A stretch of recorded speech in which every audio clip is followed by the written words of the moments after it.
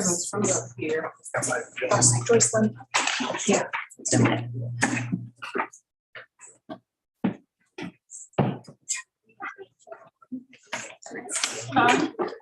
Yeah, if you look.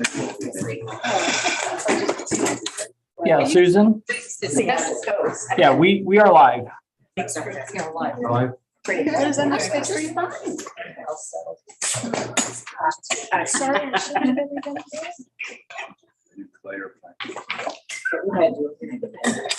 Or also. No.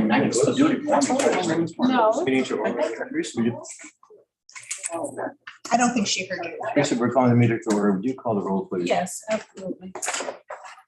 Okay. Michelle, here, Dr. Wilson. Rita. Here. Noel. Here.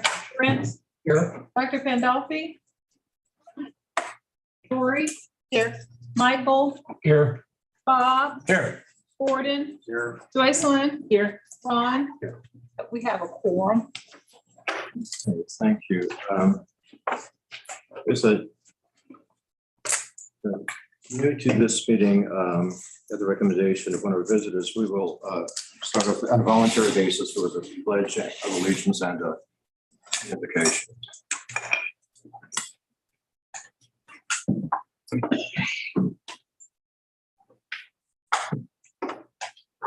So you can join me if you wish. Pledge allegiance to the flag of the United States of America and to the republic for which it stands, one nation, under God, indivisible, with liberty and justice for all. So we're going to open with a word of prayer as well. And you can remain standing if you like. But since the time of the year that we're entering into is a really wonderful time of the year, I want to read out of Isaiah chapter 9, starting in verse 6. It says, "For us, to us a child is born, to us a son is given, and the government will rest on his shoulders. And he will be called Wonderful Counselor, Mighty God, Everlasting Father, Prince of Peace." And so, Heavenly Father, we invite you into this gathering tonight. Lord, we're asking for wisdom. We ask you to pour it out liberally because we're in need of it. And so, Lord, we invite you into this space this evening. And we thank you for all of your loving kindness. We thank you for your son, Jesus. Amen. Amen. Thank you, Michael. The first matter is the approval of the agenda. First, I want to mention, however, I believe we have mayors from 2 municipalities within the service area. Is that correct? Yes. Riverside, and do we have the mayor from No, Independence? she is. Yeah, not yet. He is still coming. Okay, with the consent of the board, I would like us to move the preliminary business to have our mayors address us, if that's acceptable with you. Absolutely. And, well, I'm sorry, but we have some little busy work to get done. Okay. Thank you. So we have that adjustment to the agenda. And then the mayor here. Okay. So with that adjustment to the agenda for our guests, we entertain a motion to approve the agenda. I have a question. One, the order of the agenda has building committee went first and the finance second. And there are some matters on finance.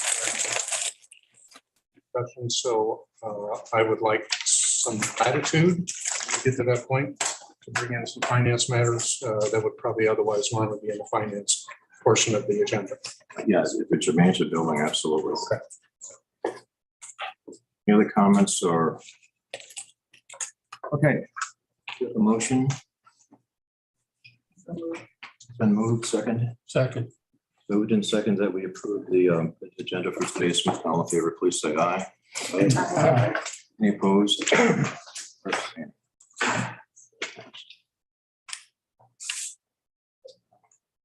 Next matter is the consent agenda, which entails report of expenses. and approval of the minutes of the previous meeting. Appreciate a motion approving that. So moved. Second, I'll second. second, any discussion? Okay, hearing none, all in favor of approving the consent agenda, please signify by saying aye. Aye. Any opposed? Abstain? Thank you.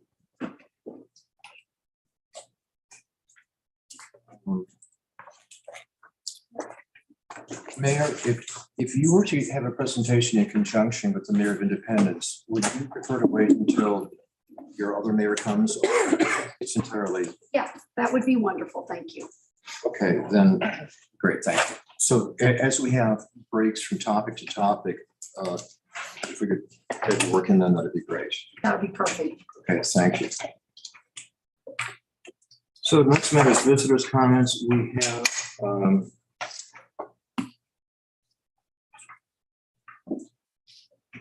have 7 speakers, 2 of whom are new, so we'd like to make sure that they have the chance to speak so we don't run out of time. We have Bridget McCandless, number 1, Mr. Dunn, Wayne Dunn. Yes, sir. Thank you. And then we have Lori Green, Daniel Burden, Jordan Nolan, Mark Over, Meredith Aldebeck. So if Bridget, please. Good evening. To address all of you, pardon me for my backbeat to the folks on this side. My name is Bridget McCandless. I'm a resident of Independence. I am the newest member of the City Council for the City of Independence. I am the at-large member. I also raised my family here in Independence and had the privilege of being part of the Prop L effort. When we went out and spoke to people about Prop L, we told them what that was going to do for our community.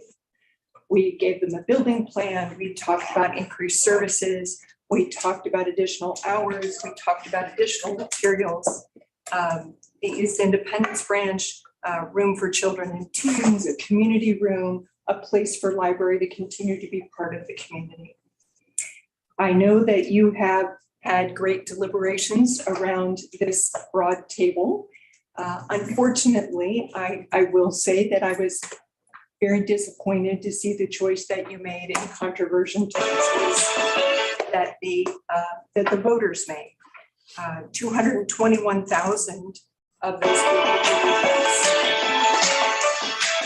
Apologize. I don't know what's going on here. That's okay. It helps make my point. That's, everybody's paying attention now. 96% of the precincts voted in favor of Prop L. What that means for me is that there will be, after your vote tonight, I hope, an East Independence branch. It is an area of the city that is growing. We actually have added 6,000 people to our community as of the last census. We have additional building of houses in that area. It is an area that really is ready and ripe for a library. We also have brought in some new employers, so we expect more people to be moving into our city, some of those with young children and families who will need the services of a library. I don't know if anybody could have anticipated how much we were going to need our libraries, but the pandemic brought that into sharp relief, both in people being able to access services there, for our family to be able to have online access to books. But it is a growing place for community meetings, for people seeking computer services, for online job applications. I give a nod to the library system for recreating itself as an ever more important aspect of a growing and thriving community. And we will happily welcome you to have an East Independence branch. Look forward to seeing it soon. Thank you. Thank you. Thank you. Mr. Dunn? Yes, thank you. My name's Wayne Dunn. I live in Platte County, the Kansas City, Missouri part of Platte County. I'm here with my wife, Patricia, And we've been part of education systems for many, many years. She taught elementary school and middle school for 26 years. So she had a bigger burden than I did when I taught at a university. I believe that education is the single most important thing that we do as a country, as a state, and as a community. And the public library is an integral part of the education system. And if those of you that went to the opening of the Green Hills facility last week, you heard the superintendent of the Park Hill School District say just that, much better than I could say. And so I'm here to support actually Mayor Rose and the folks from Independence in trying to find funding. I was there last week at the Finance Committee meeting, and there's a little bit of shortfall there trying to find money for those facilities. I challenge you, I urge you to find the funding to meet those communities and the kind of library that Green Hills has. So the folks, you guys and the guys that came before you have built a tremendous library system with a lot of professional people in them. And so hope you continue to do that. Thank you much. Thank you very much. Oh, you're welcome. That's why I'm here. Good evening. I'm Lori Green. I've stood before you before, and I'm a citizen of Clay County. I have been an avid user of libraries since I was a child, and I use the library as an adult and as an educator and as a parent. And I am here to share my concerns about the direction of Mid-Continent Public Libraries. First, I want to say that the staff of the Mid-Continent system is amazing. They provide readers assistance to adults and our youth. They assist educators find age-appropriate materials to supplement their curriculums. They teach customers to better use the library system, computers, their databases, and provide a safe place for children who have no one at home after school and for those who are housing insecure. They provide programming, incentives for reading, book groups, book displays, and greet customers with a smile on their face as they come to the door. One of my concerns in going forward with the recent budget cuts is that these people who are the front line of Mid-Continent Public Library will be spread too thin. They will be asked to cover positions that normally would be filled by additional employees, but due to budget cuts, hiring is postponed. Their hours may be cut to keep branches within their budgets, causing other employees to have to work harder, which leads to mistakes and poor employee morale. Another concern I have is pertaining to the completion of the building projects as promised by Prop L in 2016. And I actually went back and looked for the literature that you had and to see exactly what it says, so I wasn't misspeaking tonight. The citizens of Jackson, Clay, and Platte County were promised that by increasing the levy, that Mid-Continent Public Library would use that money for the construction of 6 new library buildings and the renovation of 28 library buildings to serve the needs of modern library users in growing communities. So far, you've kept those promises. But now that you saw fit to cut the tax levy in September, some of the unfinished projects are in jeopardy. The Kansas City Star editorial board states in a December 11th publication, but a vote by 8 of the 12 trustees in September to reduce the library system's revenue by millions has put the new facilities promised for East Independence and Riverside at risk of not being built despite the promises to the voters. When you proposed the cut in the tax levy back in September, Mr. Cook promised to said that there was an excess of $1,310,000 in funds with the current levy. Mr. Laney, Ms. Burgo, and Mr. Schandenmeyer all raised concerns about cutting that levy and providing alternatives to how to use any excess of money should it come about. After the levy was cut, the Finance Committee comes back asking for reductions in budgets. I don't understand, Mr. Cook, if we had plenty of money, then I don't understand why we're looking at reductions in budgets.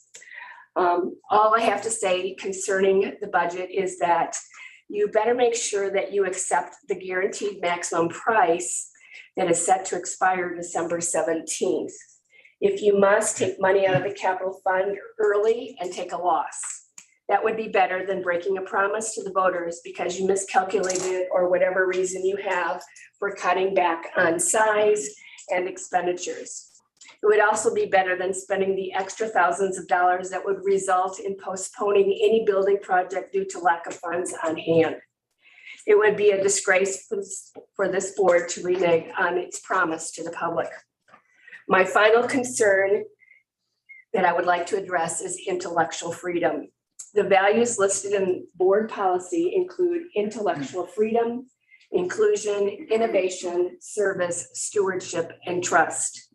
The board policy says under the collection development, and I'm not sure if you've read this recently, but I was really impressed with the wording of it, that the library will offer a wide-ranging collection that represents a diversity of age, background, religion, ethnicity, culture, education, socioeconomic level, and lifestyle.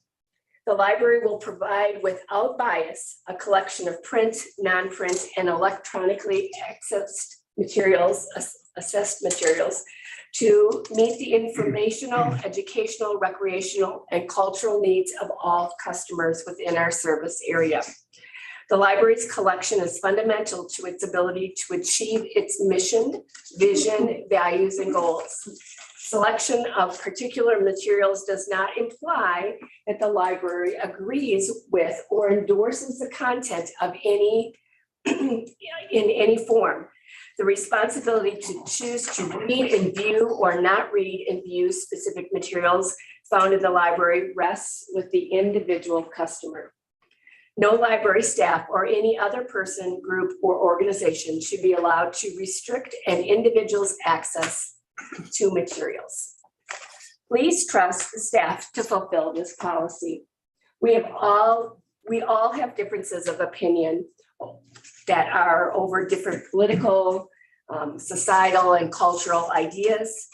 Whether you agree with the thinking in the materials or not, it's the library's responsibility to provide material that is diverse so that every individual can have their own needs met. Your individual needs will be different than mine. Librarians make it their responsibility to provide materials that are both mirrors and doors to our customers. We want people to see themselves in our materials, but also to see the world. This builds empathy. Please respect the diversity of our communities instead of trying to squash it. Thank you for your time and your service to Mid-Continent Public Library. What's the remaining time, Chief? I'm sorry. Do you have the remaining time for visitors? Well, minus the 20 minutes. Pardon? 20. So it's free to decide which to go next. My name's Dan Purnham. I'm from Liberty, Missouri. I've spoken to you before. I think one of the things we don't do often enough is talk about what a wonderful thing our library is. I was at a candidates forum at Woodney before the elections, and it was fascinating because no matter where they were on the political spectrum, everybody said, what a magnificent place this is. What a wonderful resource to have in our community. This is beautiful. This is nice. If you had the privilege of being at the ribbon cutting of the book opening at the Green Hills this past week, you heard the superintendent of schools talk about how these libraries really show the vigor and the health of the communities and provide equity to everyone, to all the citizens. And so they're just magnificent. And the work that you've done to this point has been wonderful. You're kind of down to the short roads now. You don't have very many projects left on the capital side to complete. And the one that, and everybody, I think every community that you serve deserves that kind of hope and that kind of vision. My mother lived right down 24 Highway in Susquehanna in East Independence. She had a stroke this past year. Her world's gotten a little small, but the library is really important to her. And I would hope that you'll continue on. I think the money is there. I do believe that this could be funded. I do think you can continue to honor the promises made with Prop L, and that you can move forward on this process. And I hope that you vote to continue on tonight. Thank you. Thank you.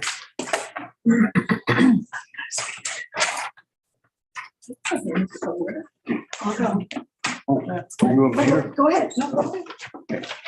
Good evening. Good to see you all. Mark Cole, Kansas City, Missouri, Platte County.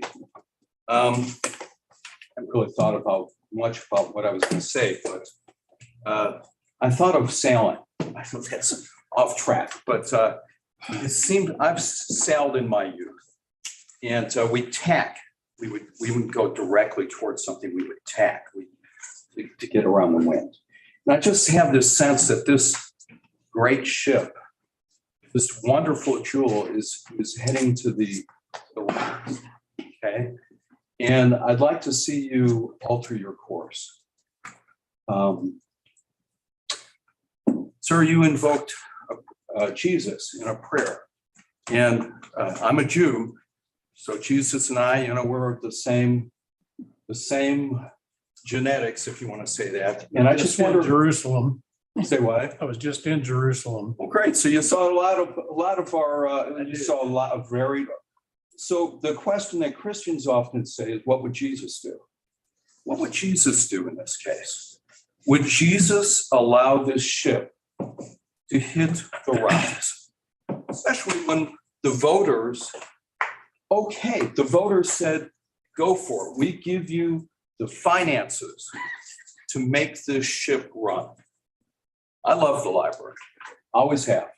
But when I was in Detroit as a kid, we had just a bookmobile, never went to the main library.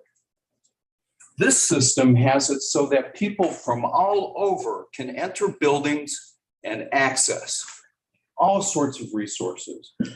Aren't the people of Independence and people of Riverside, don't they deserve what everybody else has gotten? Don't we want to keep this ship on course? How are you going to keep a new director? How long are we going to keep a new director if that director interviewed and had some understandings about where this ship was headed? And then all of a sudden, because a course was laid that maybe has us hitting the rocks, are you going to keep a director? I don't know. Please alter your course. Take into account what's going on and alter your course. It is not too late, as far as I know. And again, I ask you, for those of you who are Christians, what would Jesus do? That's all I have to say. Thank you.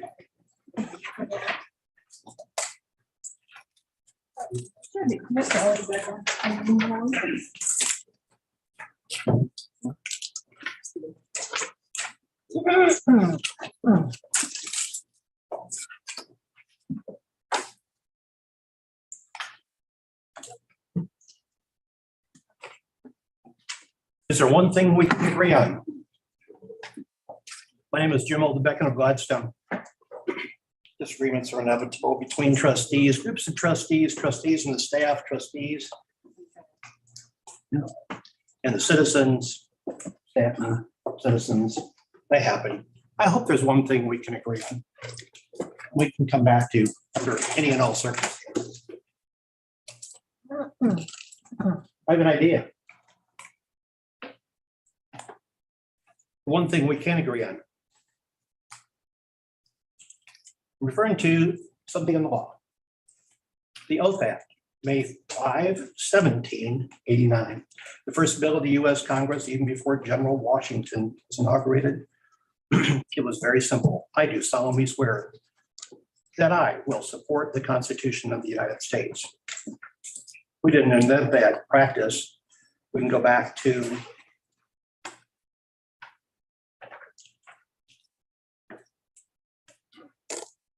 the Athenians 2,500 years ago.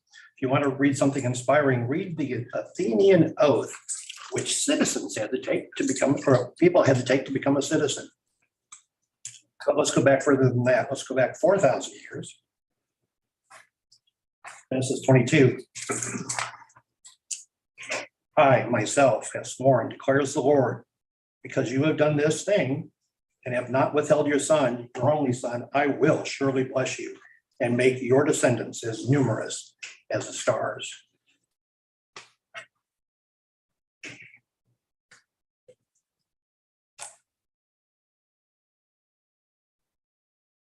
But it's a two-way street. A false oath was basically considered a profanation of God's name. Deuteronomy 6:13, Leviticus 19:12, Exodus 27. Well, let's just come back to our law.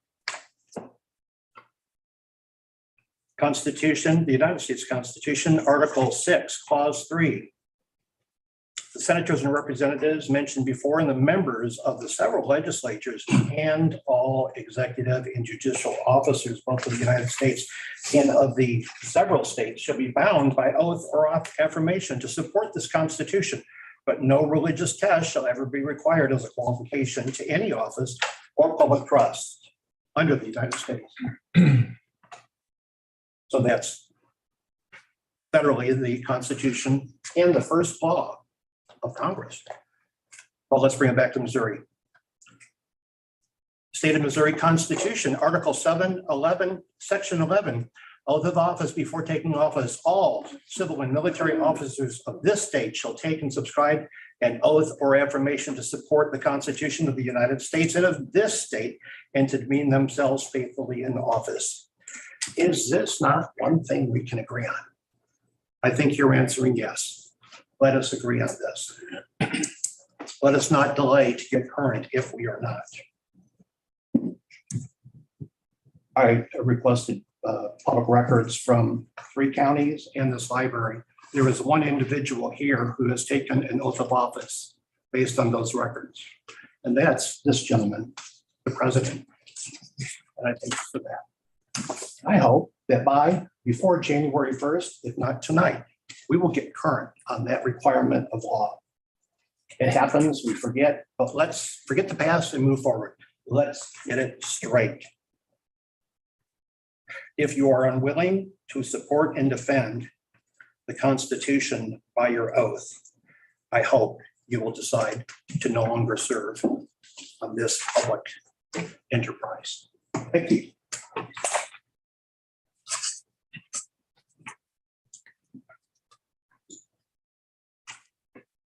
Now, our 2 mayors, please decide among yourselves who goes first. She's been ready for a long I've time. been because I've been excited to be here. Thank you, Honorable Chair and board members. My name is Kathy Rose, and I'm the mayor for the city of Riverside, and I have just completed it's a little over 16 years as the mayor. I am from a small town. You have Mayor Rowland here this evening from a large city. And we both stand in solidarity on what is important to our community, and we will fight for it every single day. I'm here this evening to to support the discussion and approval to move forward on fulfilling the last 2 projects in the Mid-Continent Plan. On your agenda is the building committee discussion. And as a regional advocate, and I truly have served in other roles other than the mayor of Riverside in a regional capacity to support Kansas City. And I'm just telling you, there's an energy, there's a vibe, and there's a whole lot of wonderful things happening in the Kansas City region that we should all be so proud of. And what the Mid-Continent Library has accomplished is absolutely bar none. I mean, it is absolutely top of the line for all of the citizens that live in this region. I believe the East Independence location will be a major enhancement to the library system. It was promised, it's deserved. On a future agenda, the Riverside facility will be discussed. Yes, your final project. This will create a new opportunity for all of you as the city of Riverside committed financial support to be able to have our facility built and ensure our citizens thrive and achieve their aspirations and goals. I know that you've been provided board packets with a lot of statistical data and support letters regarding Prop L and what the citizens spoke. And I'm not going to repeat that, but I want to stress that libraries contribute to our constituents' quality of life every day. They contribute to strong communities and welcoming environments, and it is what every mayor strives for. I'm excited to be here as this message is truly the fulfillment of promises made, promises kept. A message that speaks to my heart as mayor of my community. There have been many celebrations as new renovations and new facilities have been completed. And as responsible board members, I ask you to stay the course and finish these last two projects. Let's take this out with a bang and be proud of what you and this region has accomplished. I thank you for your time and your attention. Thank you, Mayor.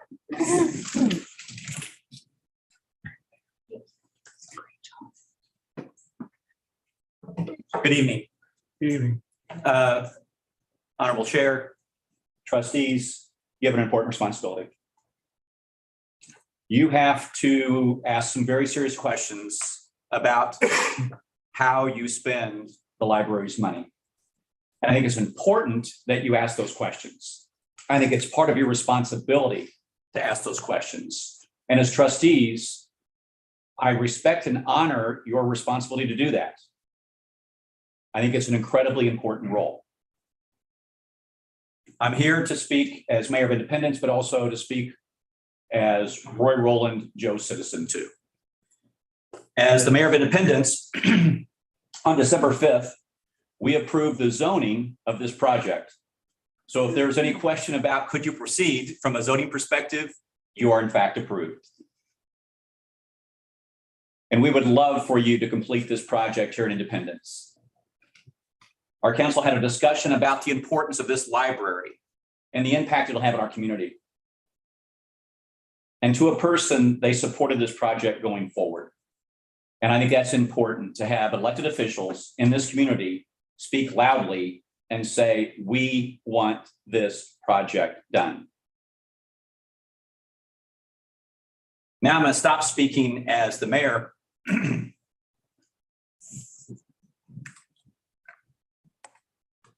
and speak about the importance of libraries. I stand before you today as a product of the library system. At the age of 35, I decided to make a career change. I didn't have the resources to do that. I wore the library out to learn what was necessary to make a career change. With 3 young kids, 1 on the way. What I learned from this library took me to all 50 states, to Guam, to Europe, to Canada, to Mexico. I would have never had those opportunities if it were not for your system giving someone like me with simply a dream to learn to change the course of his life. It is not simply a collection of books that we agree or disagree on. It is a system that allows people to pursue a dream. Please don't take that away from some 20-year-old or 30-year-old or 15-year-old now who live in this area and don't know what they want to do going forward, but they found an idea at the library. And it took them all over the world. When I was a child,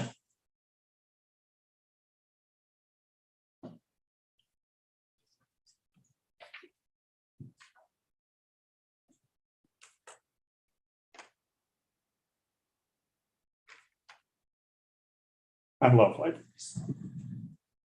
And to see one not get built tears at my soul, especially when voters have approved it. That tears at my soul. It tears the fabric of our society. And it's going to stop someone from living their dreams. When I was a child, I'd walk down the books library and I would rub my hands across it and feel the various textures and sizes and smooth and fabric. And I just wish that I could touch those books and instantaneously get the knowledge. Doesn't happen that way. But with audiobooks, it's pretty remarkable. Audiobooks are the closest thing. And during the pandemic, I checked out 75 books from your library on this phone.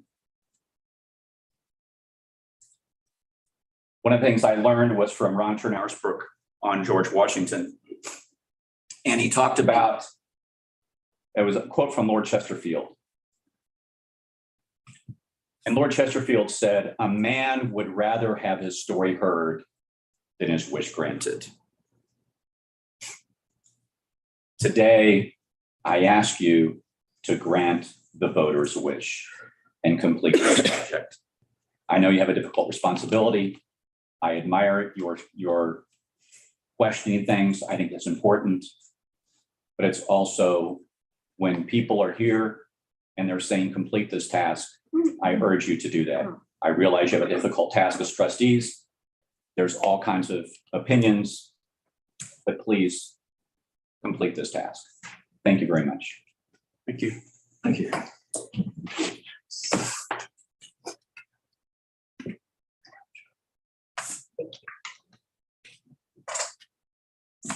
Thank you, Judge. The mayor's back to the agenda, the awards and recognition. The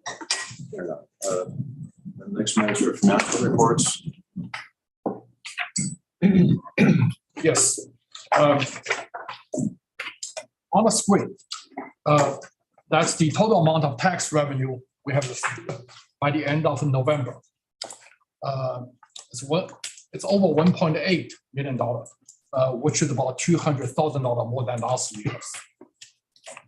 We have just started to receive new tax revenue from the counties. Total amount of operating revenue is close to $2.7 million, $700,000 more than last year's. Also, during the month, we received the first half payment of A&E tax and state aid to public libraries for a total amount of $330,000, which is more than what we budgeted. The second half of the payment will come in June 2023. Next page is the operating expenditures. For payroll and benefits, that's over $13.6 million, 40% of the budget. Library materials is over $5.6 million, close to 50% of the budget. And all other operational accounts is close to $4 million, close to 37% of the budget. Also, the GASB requires us to disclose the impact of tax abatement to the taxing district. Each year, we receive a letter from the city of Kansas City to report the tax abatement in the library district.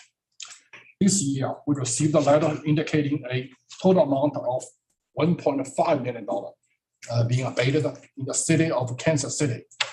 A year ago, that was close to $1.4 million. Next page. Can I just ask a question on that page? Can we go back to that page? Could you just explain to me how the payroll and benefits is 40% and the library materials is 49? Okay. Yeah, is this separate, right? Yes. Part of the library materials in the database, we pay the annual subscription fee for database at the beginning of the fiscal year, which is about close to $3 million. Okay. So that's why it's higher, during the first half of the fiscal year. Okay, thank you. Next page is the debt service fund. No change in November. So far, we made one payment for interest only, $1.4 million. March 2023, we will make a second payment for the debt. Next page is the capital project fund.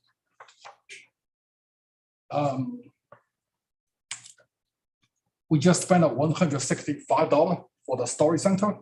This should be the last year to finish up the story center. For New Riverside, so far we spent about $709,000, including the purchase of the land for $650,000. All other capital plans, we spent close to $3.6 million. Next page is the health insurance fund. Total amount of contributions from the employee and employers is over $1.5 million. Fixed costs and the other fees is about $500,000. Medical claims is over $1 million. $7,500. Twice a year, we calculate the required minimum fund balance. Once in December, and a second time will be in June 2023. And the minimum fund balance required is a little over $1 million. And the maximum allowed is $1.7 million. At the end of November, the fund reserve is $1.3 million, right in the middle of those two numbers. Also, in your board agenda, from page 27 to page 33, there was a list of all payments being made in November. That's my report for the month. Any questions, Ron?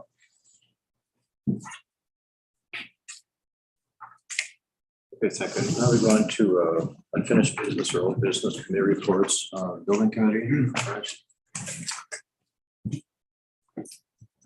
I'm going to stand out here. Okay.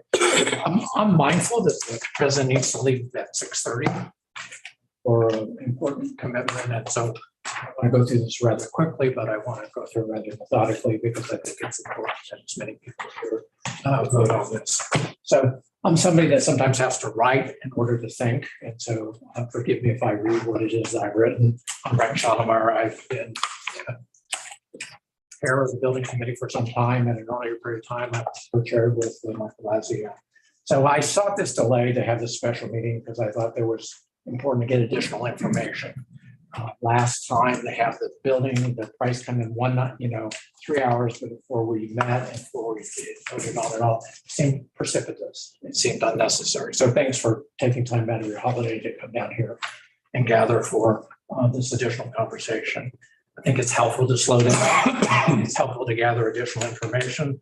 I think it's helpful in giving us the best opportunity to make an informed decision with the best information that could be compiled and provided prior to this evening. We're coming to the end of an ambitious building program that touched every library in the library district. It was only possible because in November 2016, voters approved Proposition L. Some of that background is in the document that I shared with you.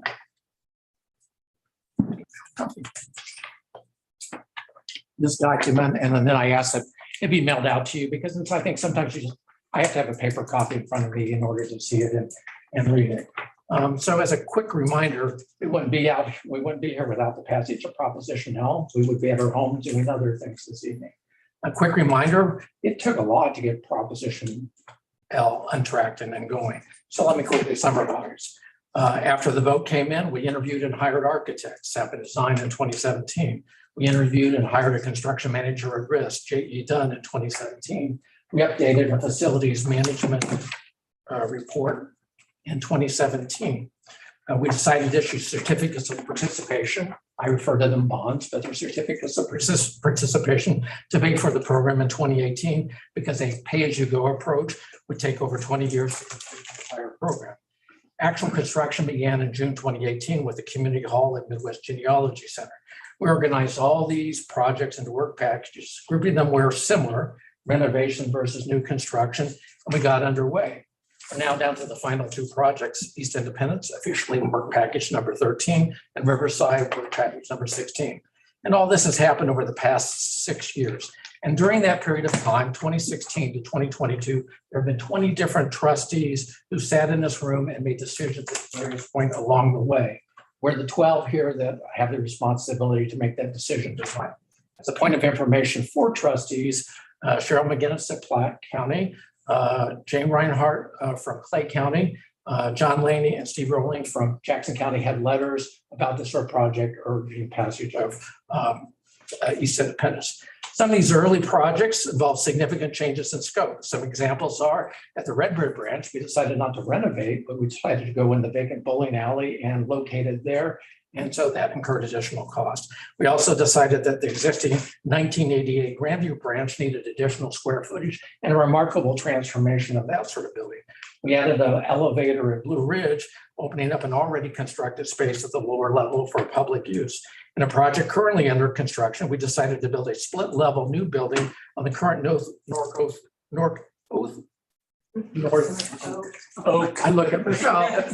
Oak property rather than relocating because the money we saved on land acquisition could be put into the building.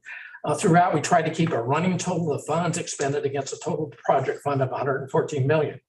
We saved money on some projects, cost came in the guaranteed maximum price, and we did really well on land acquisition. In some instances, we stayed where we were, avoiding the cost of land purchase. In others, we swapped property, Boardwalk in Smithville for Green Hills, or the old Red Bridge for East Independence. We sold old libraries, Liberty, and we got donations for desired properties, or we negotiated favorable prices, as in the case of Green Valley, at a cost less than what we budget. In many cases, these savings were used to justify board-approved expansion in project scopes. We were 2 solid years into our building program, making substantial progress, and then we experienced something truly frightening and unimaginable. COVID-19, a world pandemic that literally killed millions and disturbed our economy in hard to predict ways. I recently went back and reviewed the 162-page official statement for a certificate of participation. Yeah, I'm that kind of guy. And the source of the funding for the bulk of our $114 million in our capital project. I did a word search, COVID-19, nothing came up. I typed in pandemic, nothing came up. I typed in supply chain, nothing came up. I thought, well, let me try supply. Well, there's a supply coordinator in the table of organization in the document. So supply came up, but it was a staff position at the library, nothing to do with the pandemic. I typed in construction and a number of references came up because this was public debt intended for buildings. And then on page 11 was a reference under headings, other factors. And it says future economic conditions. I'm just going to read this. Adverse economic conditions or changes in demographics in the district, including increased unemployment and inability to control expenses in the period of inflation, could adversely impact the district's financial condition. Now, folks, this is standard boilerplate language inserted in every bond document. I would refer to our counselor over here. You ask any bond attorney, you check it with any city manager, you check with any school superintendent. In 2018, our bond counsel was not so prescient that they knew that a world pandemic was headed our way and what effect it would have on what it is that we're trying to do and how it triggered and unabated inflationary pressures. We continued our building program, trying to manage the situation to the best of our collective ability as a board, as staff, as architects and contractors. In some cases, available materials, structural steel comes to mind, were purchased in advance and stored until needed. but overwhelming macroeconomic factors have caught up with us. We are experiencing a 40-year historic high inflation. Truly, no kidding. 40 years ago, I was 29 years old. Honest fact. Not the proverbial. I was 29 years old and I was unmarried, and my spouse surprised me here and is here tonight. And so I thank her for being here. I was living in an apartment, and among my most valuable possessions was an Apple IIc personal computer, a yellow Datsun, and my library card. Our earlier projects, surprisingly in retrospect, avoided the cost inflation. Data provided by J.E. Dunn, I think Jim Coulter is online, shows quarterly Kansas City construction costs going all the way back to 2006. This is a major national construction firms whose data is really sound and really reliable. Here's the annual numbers for the years our projects were underway. In 2018, the construction inflation was 5.14%. In 2019, it was 2.71%. In 2020, it was 1.18%.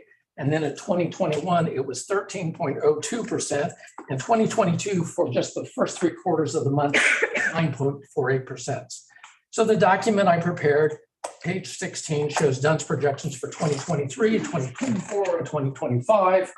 That's 8%, 9%, and 6% respectively for the next 3 calendar years. In the face of this inflation, we had to make some adjustments. We reduced the size of Green Valley, currently under construction, by 22,500 square feet, from 15,000 square feet down to 12,500 square feet. And we reduced East Independent, the project before us tonight, from the original budget of 20,000 square feet down to 12,500 square feet. The impact of inflation, particularly on these last 3 projects involved making new construction, is clearly evident. The Green Valley project is a way to clearly illustrate this. The initial budget for Green Valley was $5 million for a 15,000 square foot building. Our guaranteed maximum price for the 12,500 square foot building is 6.6. So here's the math. We will pay 33% more for a building that is 17% smaller. That's the impact that inflation has had on what it is we have going. Rather than being disappointed, I'm thrilled that it wasn't more.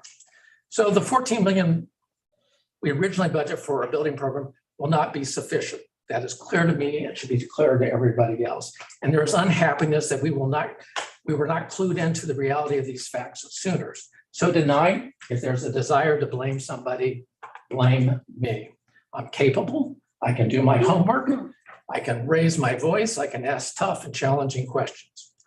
When voters approved Proposition L, the library produced sheets for each of the branches. I think one of our speakers brought them up. So you can name a branch and I could pull it up and I can show you what it is that we did. In the bottom, it said pay for Mid-Continent Public Library, Trent Skaggs Sport President. One of my trustees looked at the document and they thought I actually created one for independence. No, this was what voters were told. This is when you walked into the branch, this is what it is. If you saw our staff were wearing buttons that said, ask me about Proposition L. This is what they were trying to tell people that they were going to get. At our November meeting, trustees had important questions, which the document I prepared is intended to answer. What were voters promised? They were promised a new East Independence branch, and there was a commitment made to voters. Is there a community need? The answer is yes. It was true in 2016 and even more so today, based on updated data that is well documented, and a really helpful letter from the City of Independence. Some people thought I wrote that letter. I did not, but I want to publicly thank whoever did. Can we confirm the anticipated construction cost escalations in the projects that were delayed? Yes, it will cost more, $500,000 or more each year. Construction is delayed. The data is on page 6. The data is on page 16. Would construction of a new library divert traffic from adjacent libraries? The experience of Woodley suggests not. That's on pages 12 and 13. Other questions have come up from fellow trustees since I prepared the background document. Ask, couldn't we raise funds philanthropically for East Independence? My answer is that it would be difficult at best. It took us 4 years to raise $3 million for the historic Woodneath home. That's a special project. Preservation of a historic home on the National Register of Historic Places that has support from significant guests and a major matching federal grant. East Independence is an entirely different situation. It would be nearly impossible to raise, more than double the cost of the Woodneath project. And frankly, we would probably what we would raise in any one year be matched or outstripped by the impact of cost inflation on the entire project. And honestly, a funder would say, well, why should I fund that project when voters were told that the proposition now would pay for it all? I was also asked, couldn't we put on hold our current bids to provide more time to answer outstanding questions that we might have? The answer is no. The bids we have expire this Saturday. We could put the architectural plans on the shelf. We've already spent $200,000 on design, but they could be put there and brought back out, but the bid will not be extended. We see a single number in the guaranteed maximum price, but the bid is a compilation of over 20 separate vendors and lots of building trades, and it's all brought together in one place. If we delay, we will rebid and our costs will be higher. This is more than the commodity prices. If you look on page 17, major projects are coming online and labor available is ready to start our project will not take a sabbatical until we are ready. And I had my own question, which I thought was important to have our staff address for the benefit of us all. If we built East Independence, are there MCL, Mid-Continent Public Library funds, among our total resources sufficient to operate the new library branch and meet other staff identified library needs? That question is addressed in the 3-page memo that all of us received on Friday. It addresses the operational costs of East Independence, needed staff salary increases, and also known other capital project needs, including a new security system, replacing self-checkout machines, and getting a building maintenance fund established. What staff had recommended is one approach. It may not be the only approach, nor is it something that we have to figure out tonight in the room in our special meeting. It is important for us to approve the East Independence project tonight. We told voters we will do it. That's an indisputable fact. We have a bid in hand. The labor will result in higher costs. That's an indisputable fact. There's a reasonable approach that will allow us to operate East Independence and meet our other needs. That's a problem to be solved. We are 12 individuals with an independent responsibility to make a clear choice to vote the project up or down. This past week, I saw this quote in a review of a new book. Got it from my local library about data geeks. We do not need to have the best possible answer, only a reasonable answer. What I'm suggesting to you is a reasonable approach to meet everything that we've talked about and everything that we promised to the voters. If you have doubts and are persuaded or have a different point of view, please vote no. Please vote no. But no single board member has a veto over on whether we proceed or not. I want to thank our speakers, particularly our public officials who took time to join us, for the comments and encouragement to complete our building program. We have a new library director coming next month. It would be nice to proceed with these unfinished projects and have them in hand when he arrives. If in doubt, I will be voting yes for East Independence. I look forward to the Riverside proposal, which will be before the board in February 2023. And I support that project also. Thank you for your indulgence.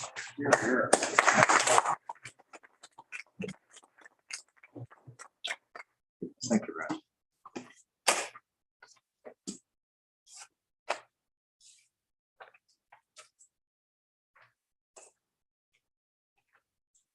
Any other discussion on this matter?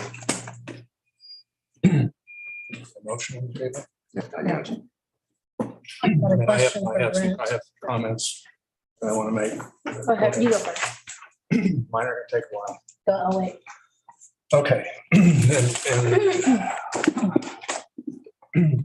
I want to give some background on just some data that has come about in the last 60 days and give some history on the financial side since I came on the board in February. I do want to pass around the schedule. 1, 2, 3.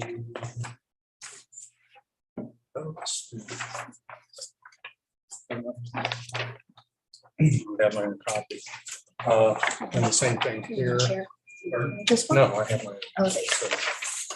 And then there is a schedule on funding. If you recall from the October, I'll go through the details. If you recall from the October board meeting, we made a resolution, passed a resolution requesting a full analysis, cost analysis on the funding as well as the spending that have been incurred to date, as well as what takes to finish the project. And so what you have in front of you is what I received last Friday on the 9th. It is still not in the form that the board requested as for the resolution in October. The funding shows 120 million.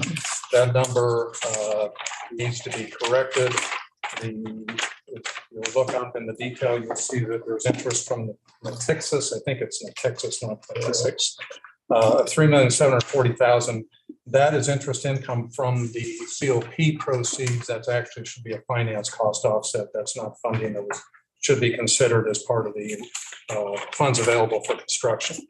So if you take that out, that 120 million you have in your schedule becomes 160,861,000 plus. If you look at the landscape schedule, these are on board docs. Is Cody running things? Brian. Brian, so I think under 6.9, there should be 2 PDFs. Pause here till it gets them up. Yeah. I'm looking, go ahead, Gordon, sorry. Okay, so there's 2 PDFs. We'll get those up so you can see the numbers I'm talking about. There is a schedule that looks like this. It's the landscape one I gave you showing all the projects to date. You'll notice in the middle of the page, the total including the estimate to complete is right short of $130 million. Okay, so again, I'm going to go back and give you some of the history, but at the finance meeting, there you go. So at the finance, a lot of detail, you can't read it. But if you look in the middle section right there, you'll see the total coming down to 103 that has been expended to date and 26.7 million that is yet to be incurred, assuming the numbers that are on here. Okay. And one of the things we were supposed to get was a comparison to the original budget. That has not been completed on here. So I can't tell you where that is. Okay. But as of in the meeting last Thursday with the Finance Committee, we had a different form of this. And we, after a number of changes, exchanges, and additions and deletions, it was concluded that the funding deficit was $8 million. That's the number that's in the memo that Susan distributed last Friday as well. If you look at this schedule and take out again, it fixes the funding deficit is actually $13.1 million. So the spending is 13.1 million over the available proceeds. And I think, again, that would be $16 million over the original plan, or almost $17 million. The original plan was 113.2 million. I apologize for all the numbers, but those are the numbers. Okay, so we're $17 million over the budget. So Gordon, can you clarify the discrepancy a little bit? I wish I could tell you why, but I don't have the data. And this is what the board, this is what the Finance Committee has been requesting. I'll just give you the detail. I have requested this data starting back in March, okay? Both this and maintenance reserves. So as you recall, I came back on the board in late January. And my first meeting, finance meeting, was the February board meeting. So the first communication I had was that Jake is starting to refine and create a long-range maintenance plan. That's one of the things we asked for. The budget that I received on April 28th, this is all the detail. The project budget in there was $114.7 million. The Riverside number in that budget was $3.5 million. On May 2nd, this is after a number of exchanges with the former CEO. I made it clear that we needed to lay out the details of the capital plan in comparisons to where we stood, what the estimated costs were. We needed to know what the components of the reserves for future maintenance were.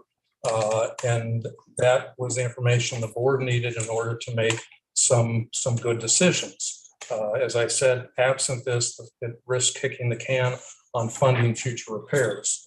The response, and I won't read the entire paragraph, with regard to repairs was 114, the project is $113 million. That's where it stands.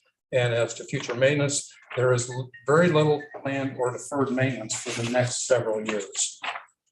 That was May 2nd. As you probably all remember, I did a sunshine request on May 6th. The result of that was posted up on, or one of the documents that was posted up on board docs. In response to that was the detail for the spending. And this is what I got, a few lines, and I got 80 pages of detail. Nothing compiled.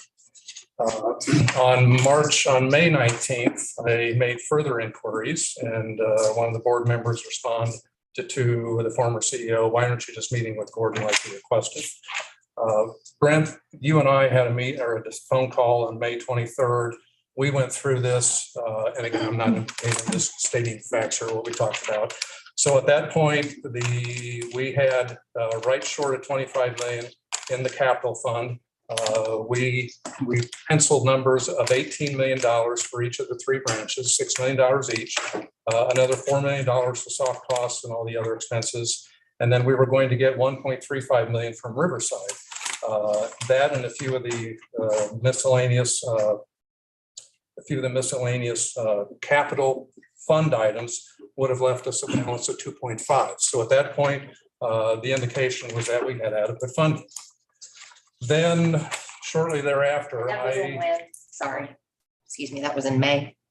That was May 23rd. Okay. Then on May 29th, I think it was either the Sunday or Monday or Memorial Day weekend, I sat down and prepared a schedule to try and give an example of what the request should look like. So that's what it is. I then took the dashboard, which the board had been presented on numerous occasions. These are all posted on board docs. Okay.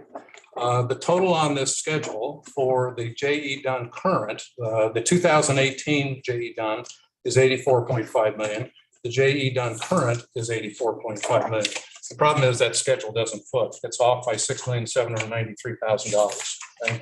I pointed this out in an email and sent that email to Brent. You were the recipient, but it went to the former CEO. Nothing happened. And as you responded, the staff has this information and should respond. There was no response from staff. Then on the June Finance Committee meeting, I again made a point of these issues. I talked about the budget book, which appears to present the 2017 budget. Here we are in 2022, and we're still presenting data that's 5 years old. I noted that the component costs were different between the dashboard and the budget book. The dashboard has one format of the component costs. The budget book has another. It's like we're not coordinating. I said after 5 years, it is recommended that we do a comparison of the budget plus the estimated completion costs, and that this matter be viewed with urgency. On July 22nd, I had a phone call with Susan. I sent Susan that same worksheet and details. This is a PDF that the building committee presented in May. It says MCPL has put aside enough funds to meet commitments and the capital plan as promised through Prop L. As planned in the second bullet point is as planned in 2023, MCPL will start to accumulate funds in this account to create resources to start a maintenance cycle starting in 2028. In October, at the board meeting, we were presented a schedule that showed $13 million of maintenance items for the next 5 years. So contrast that with we don't have any major maintenance issues and starting until 2028 and already have 13 million on the list here. I went back and I didn't fly spec it, but it appeared that about half of this $13 million was in the original 2017 plan. So monies that were originally dedicated for things that are identified in this book that SBH put together didn't happen. Okay, didn't happen, and the funds got diverted to other projects. Then in October, we continue to request an update on the Prop L or on the Prop L accounting. In October, we got the same schedule, 3 lines and 91 pages of detail in a PDF format.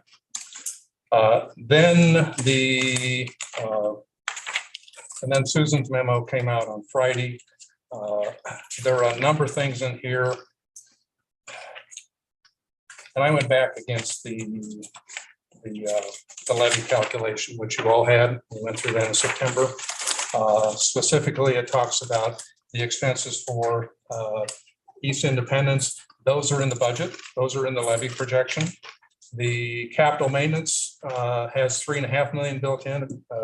Your $1 million here that you noted. So that number was already covered. The HVAC system that is headquarters at 550. That was in the original 2017 capital plan. As I said, those funds were diverted elsewhere. The building security and entry software system upgrade of $650,000.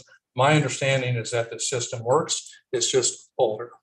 And again, if that was outdated 5 years ago, then that should have been in the original capital plan. The last item on here is the reading rocket. The reading rocket has already been at least 50% paid for, and the last second half payment is due upon delivery, and that's already in the budget.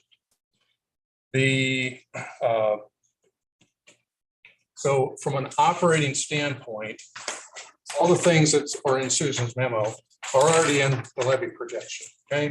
And in the levy projection, one of the items noted was we'll need $58 million in expenses for the fiscal 24 year. And in here is 58.1 million. In the 25 fiscal year is 59.8 million. So everything that I'm gonna say staff talked about in this memo is covered except for the capital costs, okay? And the capital costs, we were told that we were on budget and we had adequate funds, and all of a sudden we're $13 million overspent. Okay. Sorry. I can talk about a whole bunch more, okay? But go ahead. I'm sorry. Go ahead. Sorry, but the other day in the meeting, we were 8.5 million and now we're 13. Yes. Yep. And 13, as I told you, comes about, if you look at the schedules that I just handed out, there's 120. There's 120 million on the funding, but you have to take out the Texas interest, because that's not a funding source. And and the current schedule of the costs is right short of $130 million. So we're 13 million short. Or I should say we're 13 million over budget on the spending plan. We actually have more we have apparently more revenue. And again, I don't have the details on all the revenue, but that's what it is. So I've talked about that. Brian, can you go pull up the Excel worksheet with the, I think it's called 10-year stats? Yeah, let me find that here real quick. Yep, I see that. Give me 1 second. While he's doing this, I interject. Hi, Brian. Sure. It's on 6.9, Brian. Yep, I've got it. Give me 1 second to save it here and open it up. Yeah, I just want to interject. Did you mind? Yeah, you get the floor. Go ahead. Okay, yeah, I just want to interject something. Just make it short, please, because I want to Yeah, get don't done, and wanna- then we can go back to discussion. Definitely. Okay. I just don't want to lose, it's about what you're talking about, which is, I think that we all need to understand, especially those of us like last year who were on the building committee, and at every meeting, we are told that we're shown that we are right on track. We have enough money for East Independence, Riverside. So that is, I guess, the concern is like now, I mean, if we would have heard this before, even when we were dealing with the budget, that would have made a good, that would have made sense. So I just don't, Yes. I don't understand. Like you're saying now we're $13 million short. Yet when we were on the building committee at every meeting, we are being told Okay, everything's. okay, we'll get to that. I think that'll be, so this is some detail that I asked Jim to pull together while his assistant was on some sort of leave. And Brian, if you will scroll to the right side On the circulation, that is a drop-down menu. So if you notice the circulation just before you do anything, this is a 10-year history from 2013 forward. You'll see that circulation is flat. The middle section is internet access that has trended down. You can see the COVID years effect. It's starting to come back up. And then the door count is the bottom chart. And you can see how that is trending down and the impact of COVID again. But there's a note on there that says they changed the technology in 2017. So how much the previous years are overstated, I don't know, Jim, is it maybe 10%, something like that? So you can drop those numbers by, I'm just going to say 10%, but it's still a declining trend. Okay, scroll back up to the top on that same column section and click on the drop-down menu for total circulation. And you should, right above there should be one for virtual library.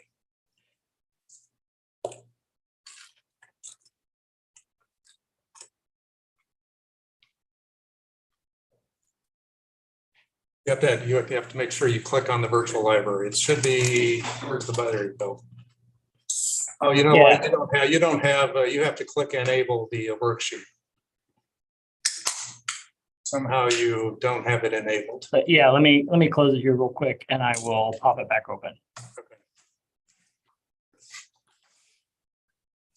All I'm going to show you is that the trend over the last 10 years has been a steady, just a steady uptick in the virtual library.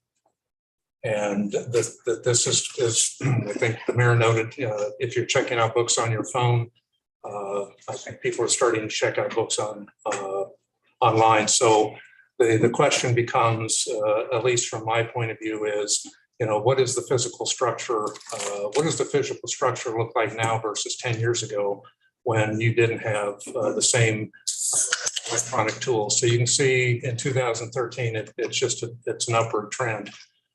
That's what's happening. That's probably going to become, maybe in the next year or two, at least half the circulation.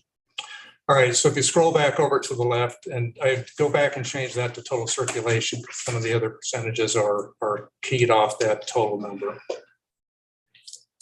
Okay, so if you go back and scroll to the left, I'm just going to give you, this is things that you can do, but if you go to the top left drop-down menu, I don't know what's there.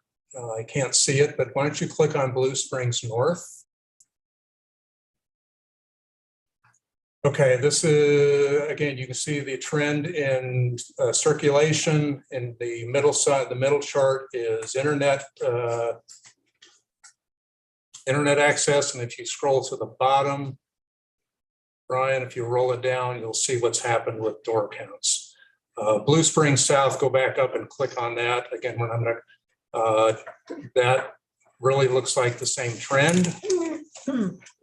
And I want you to go back up and click on Colburn Road, which is on the south side of this the metro. So you can see, somewhat of a declining trend, but it's popped back up here post-COVID. So I don't know what's happening in Colburn Road, but those things tell me a story, okay? They do tell me a story. So what's happening, I guess the issue that I see here is that we have some changing dynamics. Beyond the cost issues, there are some dynamics changing. And I think that gets into, as I've talked about, what the physical plant looks like, because once you place a physical plant in operation, you have the operating costs and you have the future maintenance costs. And it's really a function of, what is the long-term cost of ownership? So one of the issues and concerns is, while we're focused on a $520,000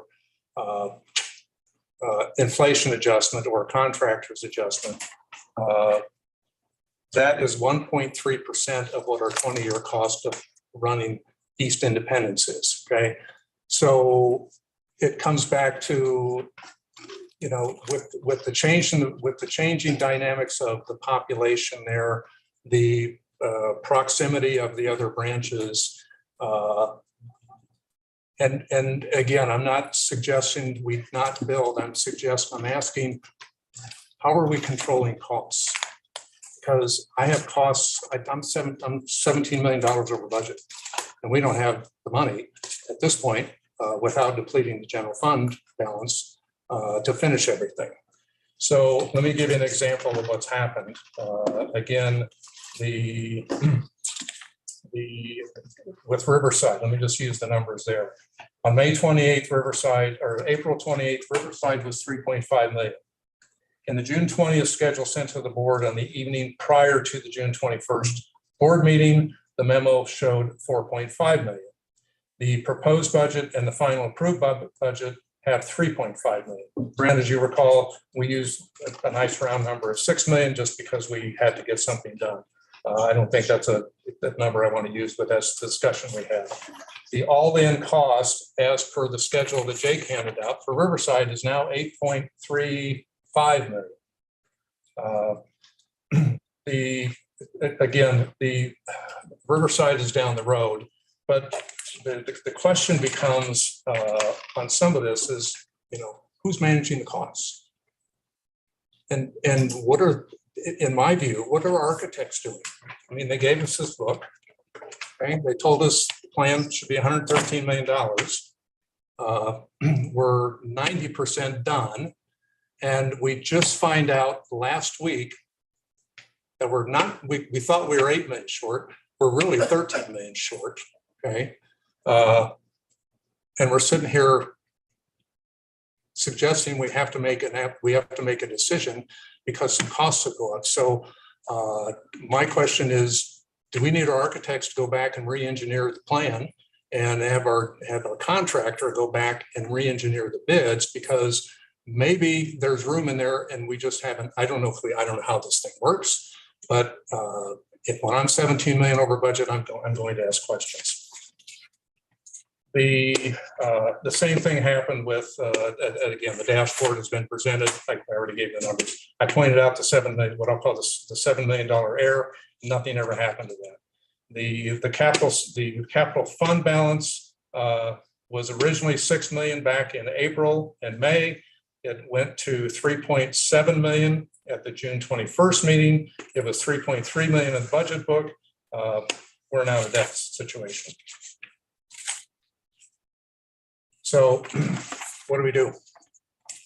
And when I'm $17 million over budget and I have a funding issue, I tend to stop and take a breath and reassess what's going on.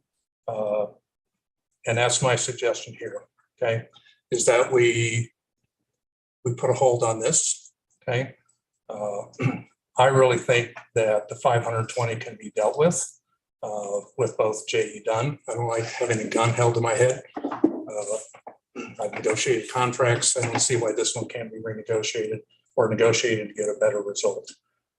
I suggest we call either call a special board meeting, or we bring the architect and JE done in for the January meeting, and we dedicate most of the discussion to how we got here and how things are being managed and why we're $17 million over budget. Again, Riverside, I've taken out Riverside on that because Riverside was about, I think, 700,000 or 800,000 in the original plan. Okay, so that changed. Actually changed earlier this year. Okay, I think our architects need to look at what's going on, and I would ask the same question about Green Valley. Is there something they're doing there that we, at this point, because I don't know where the construction is, but is there some savings that can be made there? We can take the route. We've already approved the hiring of an expert through an RFQ. I don't have the RFQ that was approved in September. There's no draft of the RFQ in our hands at this point. The board has statutory authority to hire an expert. That's my recommendation, is we find somebody just to help us corral this situation, and we table the RFQ. As part of the 23-24 budget cycle, I suggest we get a projection that is not of the format here, that is about 20 lines.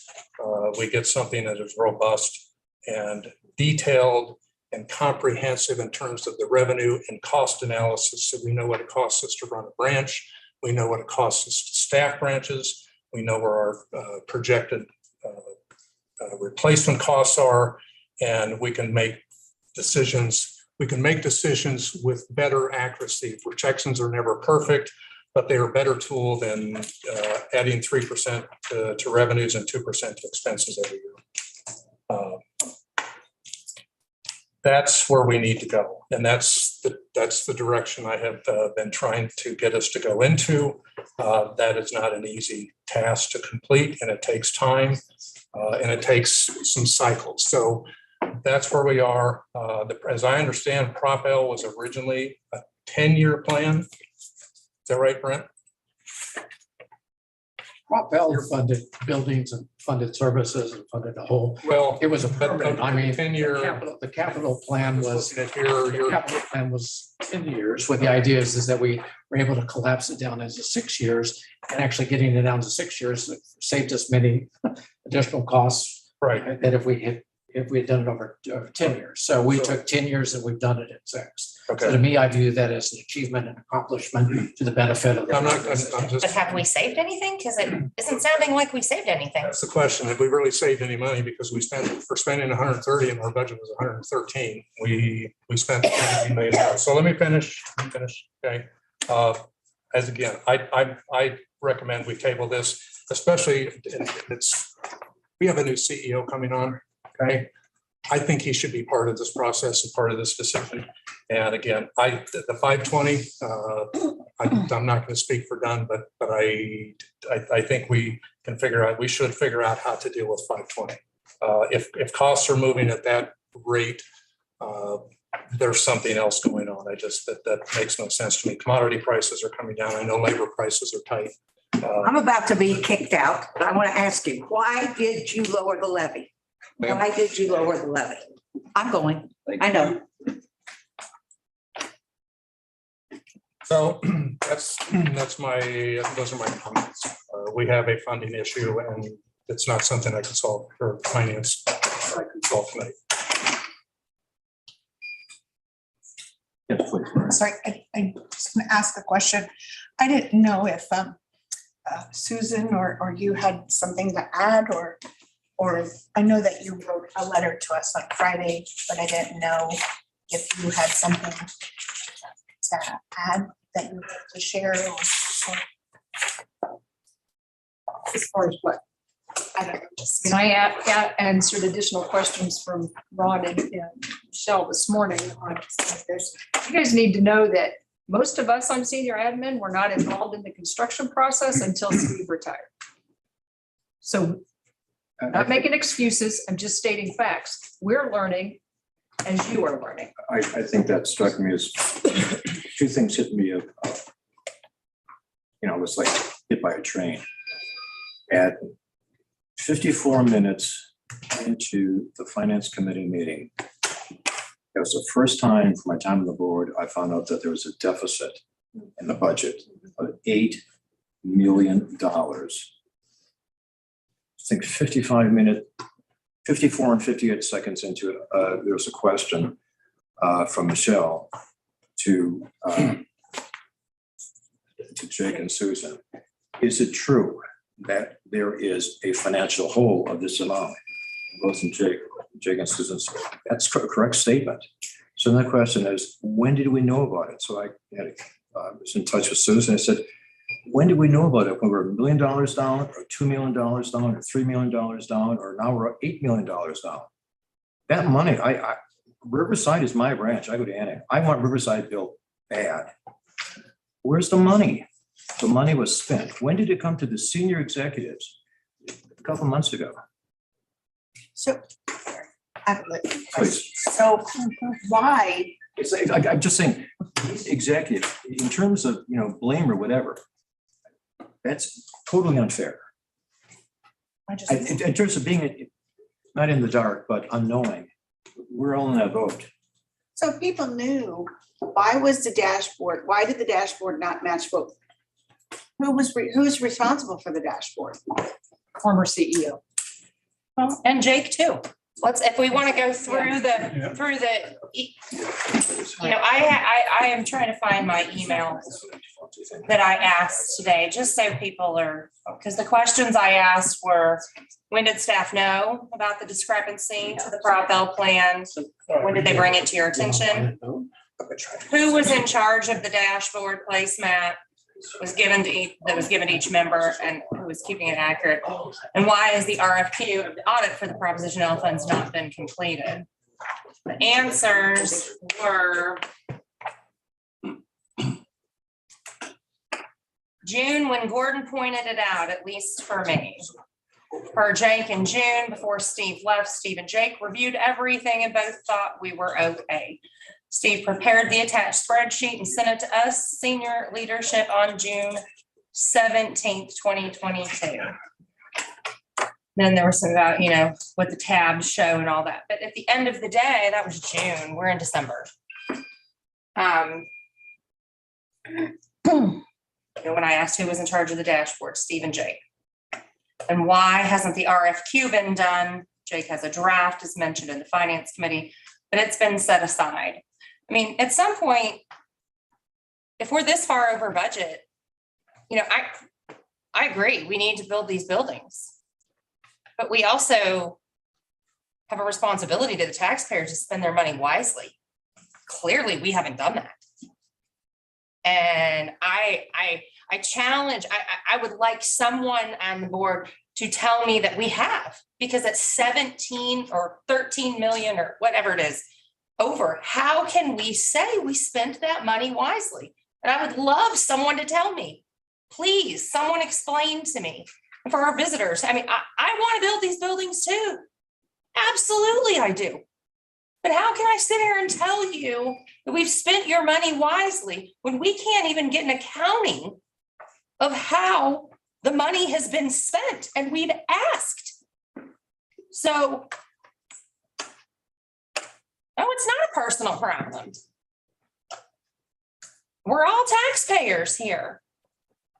We're all taxpayers. But I don't know that I can sit here and tell you that we've spent our money wisely if we are this far in the hole. I don't know anybody in their home that could be this far over budget and then just like, hey, can we spend another $8 million? Can I address the section of it? Well, no, I mean, yeah, well, he's the architect. He's the architect. I mean, that's fine. I mean, yeah, if you've got something that can help us, as far as I'm concerned, I'm baffled. Okay, so I'm Brad McKenzie with SAP Design Architects. For those of you that don't know, there's a lot of information that's been shared. As the design team, our goal is to monitor construction costs. There's a lot of other budget numbers that I can't speak to. Don't pretend to know what they are, but I can speak to construction costs. Work package 1 budget was just over $6 million, came in at $5.6 million. Work package 2 was $5.6 million, came in at $5.7 million. Work package 3 was $5.8 million, came in at $5.8 million. Work package 4 was $5.9 million, came in at $6.1 million. Work package 5 was Red Bridge. The scope of that project was approved to be expanded by the board. The original budget was $600,000. It was just under $2.2 million. Work package 6, the budget was $2.6 million. It came in at 2.873. Work package 7 was just under 5. It came in at 4.4. Work package 8 was just over $6 million. It came in at 6.6. That one was a bit over. And then we added scope for the site work. That was another $580,000. Work package 9 was originally budgeted at $5 million. That was Drain Valley. This is when all the escalation happened, and we were approved to go forward with that. That one came in at 6.5. Coleman Road work package 10 was originally budgeted at 2.2 million, came in at $9.4 million. Work package 11, a bunch of renovations, was originally budgeted at just under 4.2.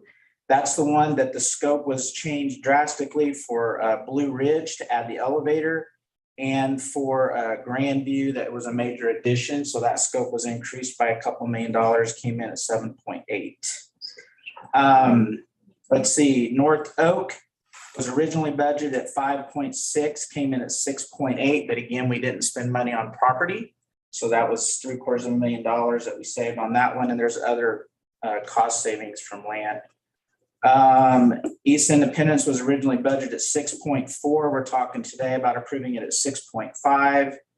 Green Hills, the one that just opened up, was budgeted at 10.6, came in at 11.3. But if y'all recall, that added a complete culinary center, which was several $100,000 for all that kitchen equipment that was approved.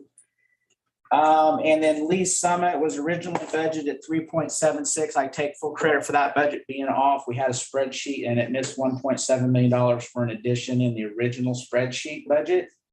So we were off. That would have actually come in slightly under budget of $5.3 million. By my calculations, our original construction cost budget, including built-in contingency that we had discussed from day one, was right at $89 million. Right now, including $700,000 for construction costs for Riverside, we're at $93.74 million, which is less than $5 million over budget construction costs, with the increase $8 million of change scope and $700,000 for Riverside. So I just want to get up here and there's, questions about, do the architects need to go back and do their homework? I feel like we've done that. We have worked diligently to spend taxpayer money properly. I know Jay Dunn has done it so as well. We talk with Jake weekly about controlling costs. And we are in unprecedented times right now. Things have gotten crazy with construction costs, but we're still really darn close with the over $8 million in increased scope that we've had to deal with throughout this project and being less than $5 million over construction. So just wanted to throw that out there. So can you talk about your own fees?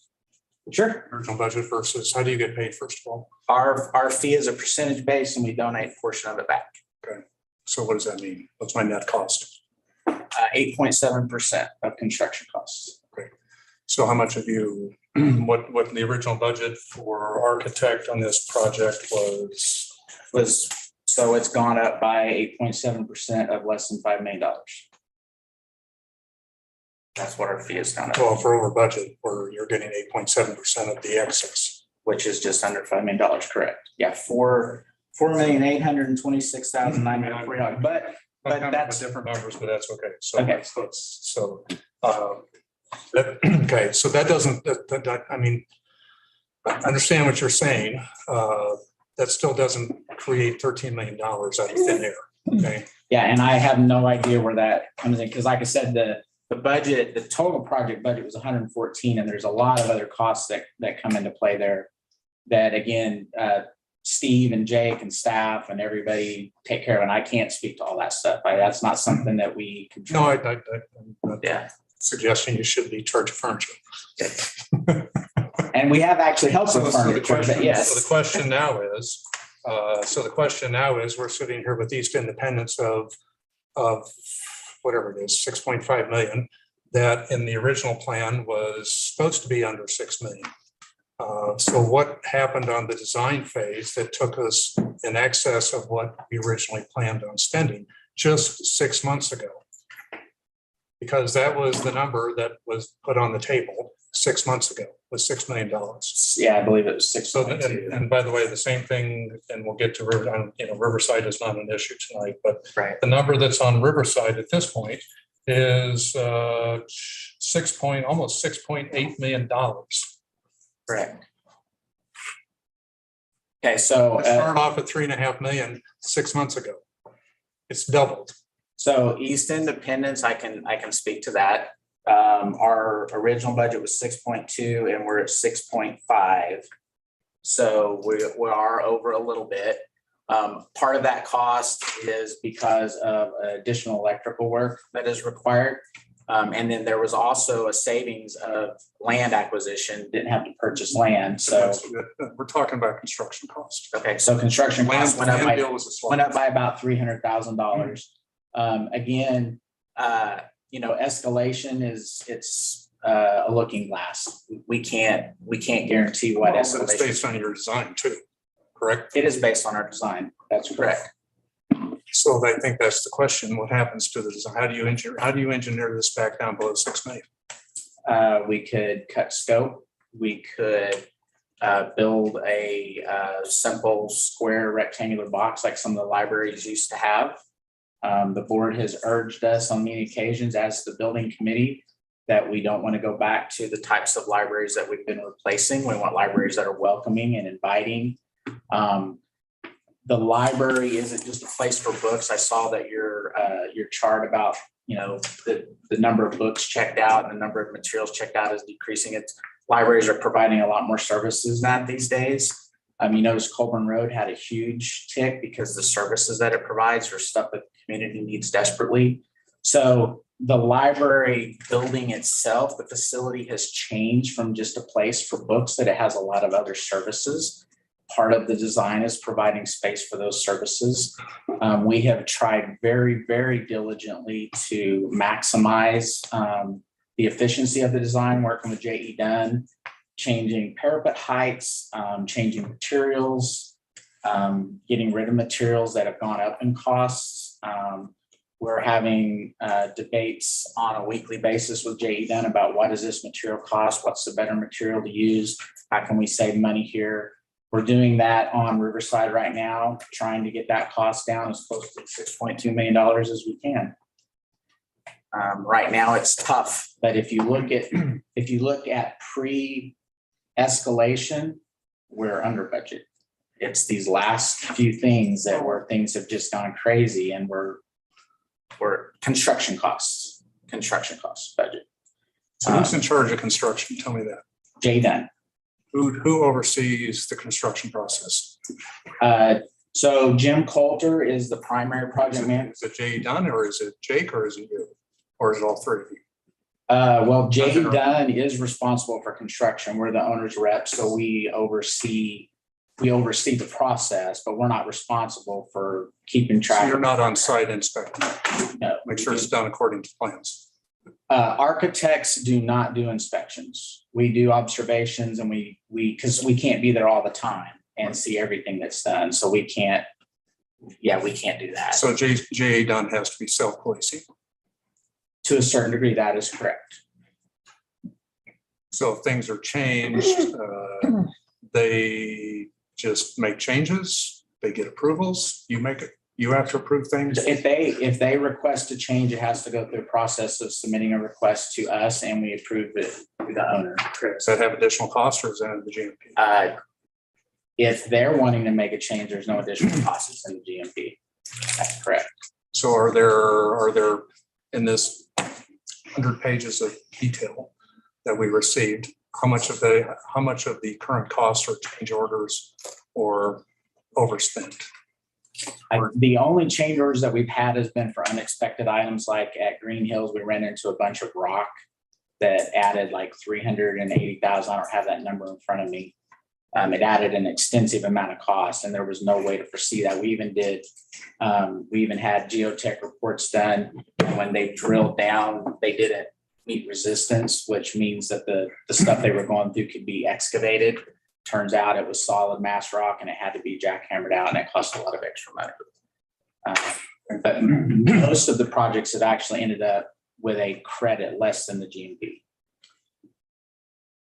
Okay, so at this point, I'm not to pick on you. That's okay. That's why I stood up. You paid $8.9 million. I have another $521,000, so you will receive about $9.4 million for this project. That's correct? That's very possible, yes. Okay, so I have a request. Okay. How about between you and Dunn, you donate $500,000 to this project? We have already been donating money. No, on this project. Cut your fees in this project and get us down to 6 million. You want to approve it, I'm sorry, I feel like we're. this is open discussion. No, it's okay. Engaging in a negotiation here. It's Why okay. not? And that in some senses, if we want to have this conversation, it's probably maybe a proper topic to have, but not in this, not in this time and not in this place. I'm not sure that he's authorized to negotiate on behalf of Don, who is not here. That's correct. Or his employer. And it's not only my decision to make and what we donate. And We so- have donated quite a bit to the And so, project. so to the degree that we felt that we've been told something that hasn't proven through, any representation that he would make would not be binding and not be valid. So. Yeah, I can't. Well, I'll leave the question on the table. On the other hand, I appreciate you explaining things to us. Absolutely. Yeah. Yes. Thank you. Much appreciated. Thank you. Thank you. Yes. Okay, wait, Thank I have a All question the for funding you. does. Okay. Laymen don't know anything. Okay. Question. Okay, so if costs have gone up in part because of inflation, what is the benefit, or is there a benefit to waiting? No, it'll just go up. So if you look at, we actually got some numbers from J.E. Dunn, who's a major construction company. Generally, inflation is about 3% per year. That's just a given. So if you delay, the costs may go up less over time, but they're going to still continue to go up. The chances of costs actually going down are. So help me understand, if that's the annual inflation, why do I have a 5% premium then? Well, because that's Being held to- typical. That's Well, but you're saying it's 3%. So if I'm saying, and this is me talking, I want 30 days to get the CEO on board. I want 30 days thereafter to figure out what we're going to do. So you're on wanting to funding. hold the bid. I want to hold the Okay, bids. You hold the bids for 90 days. We and- can't though. So, and here's why. So this is where, okay, Sure you can. Dave, come on. okay, so it would be nice if they could do that. But so they bid out 3 steel contractors, 3 concrete contractors, 3 MEP. They bid out at least 3 of 20 some odd trades. It's a lot of people that provide bids. Look through the bids, pick the most qualified and best price for the project. Those bidders will only hold their bids for a certain amount of time, and then they walk away. Yep. So what would happen is there are actually some contracts that they've actually already pushed to say, hey, can we get until the 17th? What would happen then is J.E. Dunn would have to go through that entire process again, and they're not going to do that for free because they didn't do anything wrong or malicious. It's the state we're in. So it would cost you more to have them rebid it. And then it would cost you more because when you delay, the costs are going to go up. So delaying will not save any money. It's not going to. The only way we could cut costs is if we cut scope. Or like I said, if we went back to a building that was designed more like some of the older projects where it was just a rectangular brick box with a couple of punched openings and lay-in ceilings. Which I don't think any of the community want to do that. I don't think any of the board wants to do that. And if you look at the cost of the buildings that we have been doing and compare them to other libraries that have been done at the same time in the community, you guys are actually have been getting a pretty good deal. Cost per square foot has been less than what a lot of other libraries are being built for at the same time.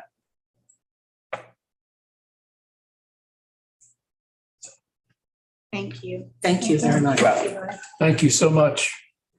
There. I have a question. For comments. Yes. Comments? Questions? Oh, I still have some. Okay. So you knew in June that the $8 million was off? No.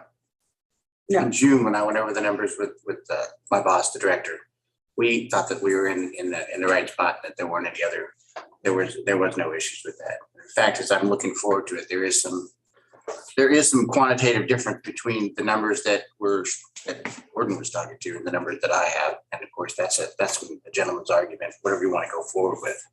But when we look at the $113.2 million, and then we compare it to just the capital plan, not Riverside, okay? It's 120 million total, which gives us about a $7.2 million difference. When I look at that $7.2 million, what that looks like to me is I think there's some accounting, we're getting full credit for a lot of our land acquisition deals that we've gotten. I know that there's of course the escalation of about 1.8 million roughly between the two new projects, which would be Green Valley and East Independence. And then you also got some other small things. I could bring you up an example. The elevator for Blue Ridge as an example was $230,000 that was not supposed to be from capital. It was an operating budget, and the board approved that.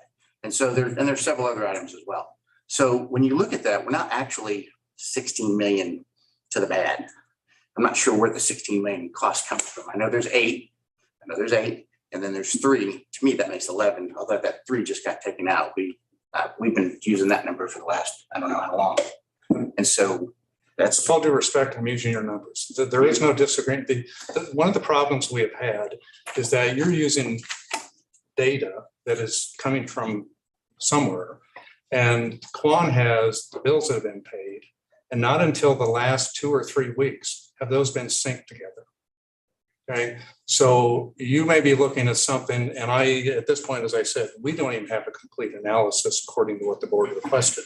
So the numbers you have that you put together are $130 million of actual plus projected spending. The funding, again, these are your numbers, is 100, and I take out the Texas is 116.9. Well, that's a $13 million overage. So there is no gentleman's disagreement on the numbers. These are your numbers. But the other thing is when you look at that, you still do have to compare that the 113.2. I think some of it's accounting. I think some of it's the way it was coded. I'm not sure. I am taking the data as it was presented in the system. I have taken the actual report from that he provided. And those are the numbers that I'm telling you. And, yes, when you look at that 130 million, you're talking numbers better than I am. You do a pretty good job of it. Well, again, I'm trying to get the board needs to understand where we are. And the numbers on the Quan, are these numbers tied back to your GL? Yes, the total expenditures, yes. So the 103 is in the GL as of 11/30. Yes. Okay, so that means the 26 is your estimate of these other costs. That 26 includes Riverside. And I get that. So, but I'm just saying, we have a spending program that now requires 130 million, and we have 107, I'm gonna call it 117 million of available resources, absent anything else, okay? The board didn't know that. The board was told we were on plan. The dashboard was consistently showed we were on budget. We had adequate funds. I have email after email over the last 9 months that we have adequate funding, that we don't need a maintenance reserve right now, that I don't have major maintenance expenses until 5 years. And I'm getting, and here we are. I'm just saying we have a funding issue that has to be resolved, and I don't have the answer to it. I believe that 6 million from the dashboard that you referenced was in fact addressed in June. Yeah, because I identified it. No, I mean, it was actually addressed as to where the totals came from. 6 million. I don't have any communication from anyone saying that the dashboard is accurate. It's in the board docs for the meeting. That's where I got it from. For which meeting? For the building meeting? No, the June 21st, 2022 board meeting. Right. Well, we're in the weeds, okay? So the number I have here, this is in the board meeting, okay?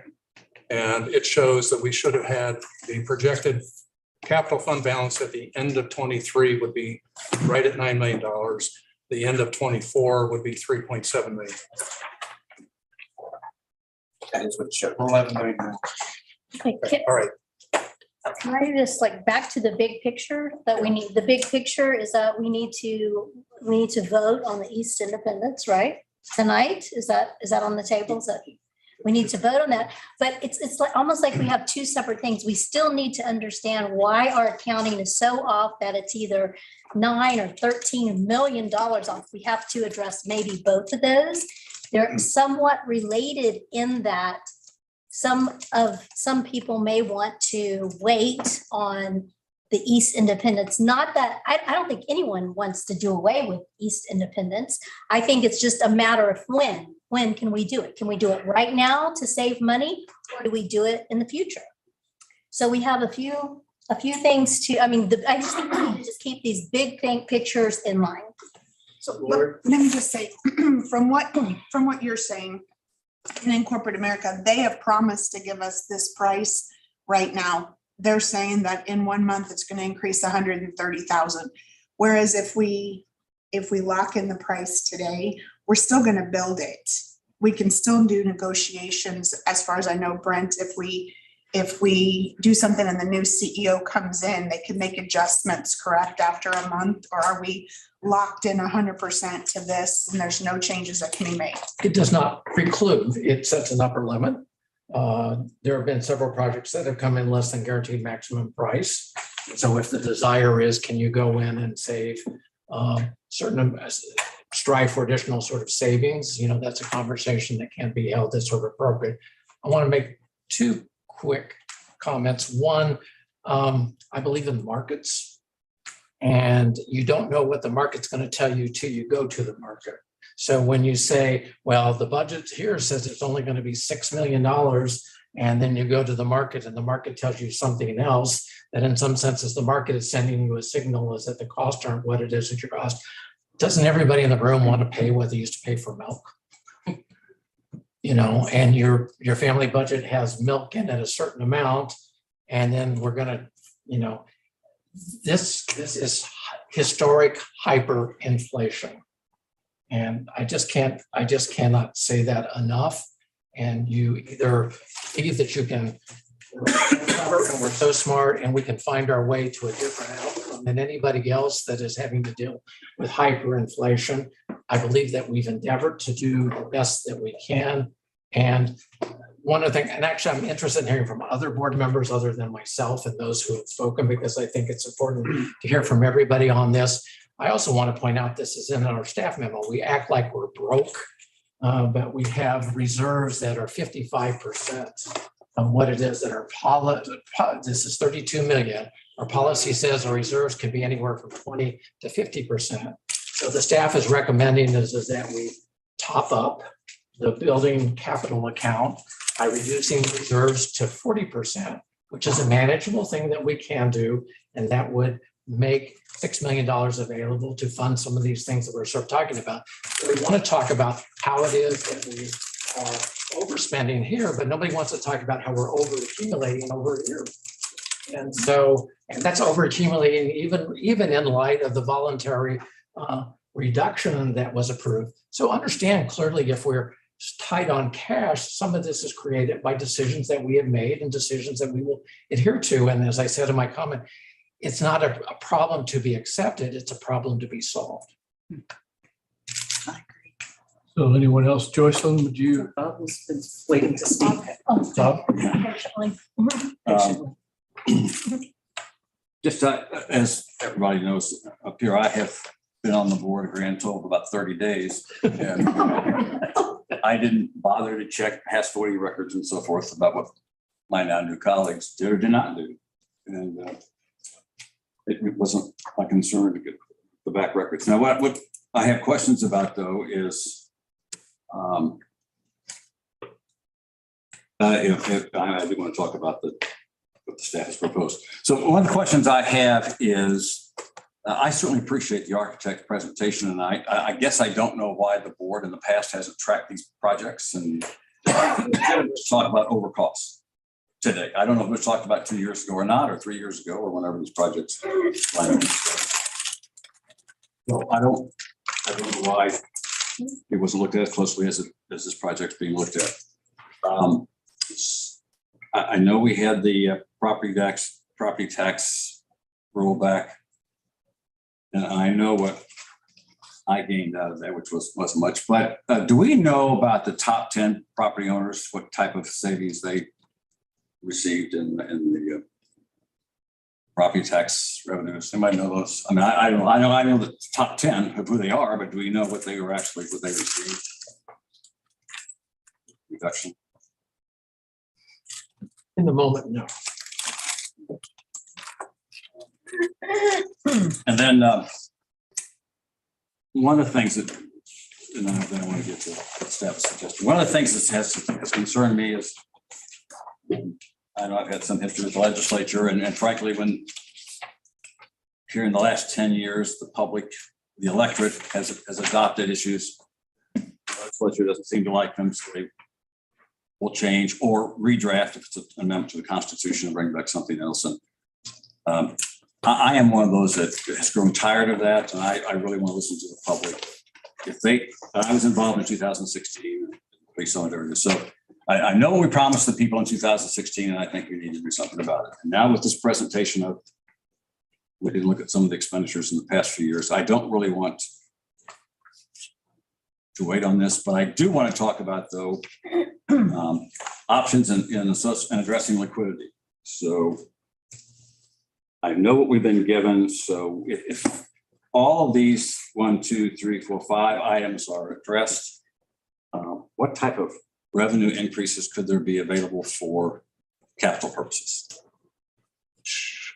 Which ones are you talking about? Oh, okay. Yeah, I don't know because I get to. Those were my bullet points. Those were my suggestions. I don't know when that came, but that's Are these the, probably similar to. well, I have it here, just hold on. Are these the ones where we sell investments? Is that one of the options on there? You just hand it to him, Bob. I think so. I think so. That's I always don't know been about the that one. My concern is these budgets, though, that 55% is a pretty high percentage of balances. I think 40% is certainly legitimate.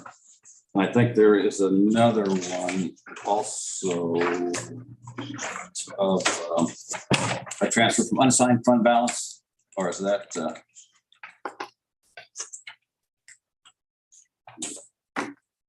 From Friday. Can I go back to, while you're doing that, can I go back to this schedule? Are you saying that on a month-to-month basis, there's $130,000? I'm confused. What is the at-risk amount on a month-to-month basis? This is page 16 of the document. Yes. And so page 16 is the upper, is a graph that was provided by J.E. Dunn. I just took the numbers in the graph and I put it in a table. It's not a month by month. It basically says this is the escalation for my quarter. Okay. So they're saying that if we delay the decision by 3 months, for 2 months, we're at risk for 260,000, am I right? It's a forecast, right? We don't know what the market's going to bear. We're saying we think it might be 2% next quarter. This is Jim Coulter with J.E. Dunn. Oh, okay, all right. Okay. He's online. Okay. He would have the industry answer. Well, I guess I'm coming back to what is the at-risk amount if we, again, I have a new CEO coming in 30 days. We have to solve this funding issue. So my question for you, the SVH and J.E. Dunn, is can we delay this decision for 30 to maybe 60 days till we get this addressed? And what's my at-risk amount? I mean, because again, I'm not suggesting that we not have a branch, okay? The concern is, I don't know, we're in the hole, okay? We have to come up with the funds and we can do some things to transfer money out. That creates a hole in the general fund side that we didn't plan on having, and creates some other issues as well. So that's my question for Don is, can that be done? I can't give you an exact amount. I can tell you that the bids were good for 45 days. We're coming up on those 45 days. So I would have to go out to each apparent low and see how long they'd be willing to hold the price. I've already got some of our apparent lows asking for more money if it goes past the 45 days. So it's a case by case basis. And you'd have to tell me, is it 30, 60, 90 days? And I'd go have to put a little bit of work in to go see who's willing to hold and who's not. So I guess so we're already on the second period. The bids were good for 45 days in that time frame. I think I told Jake, I think that was December 14th. I heard somebody else say good till Saturday. And then Gordon, we have a forecasted escalation of 2% per quarter. I will tell you that there are some annual price increases after the first of the year. That was one of the things we were trying to be pretty strategic about East Independence, is to try to hit before January 1st.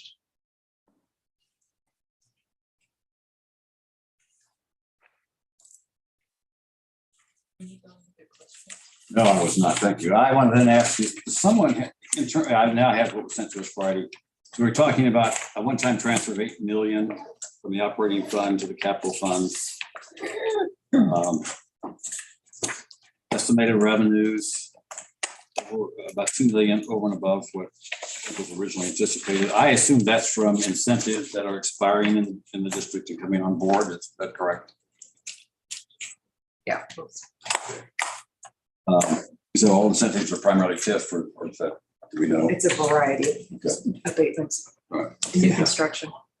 Yeah, abatements. Yeah, those create a lot of great jobs. So, and I will tell you, I'm bothered by, I know what we kind of came to consensus on our Thursday meeting, and here it is. And I'm talking to everybody about this. Over a weekend, we now have a deficit that's even larger.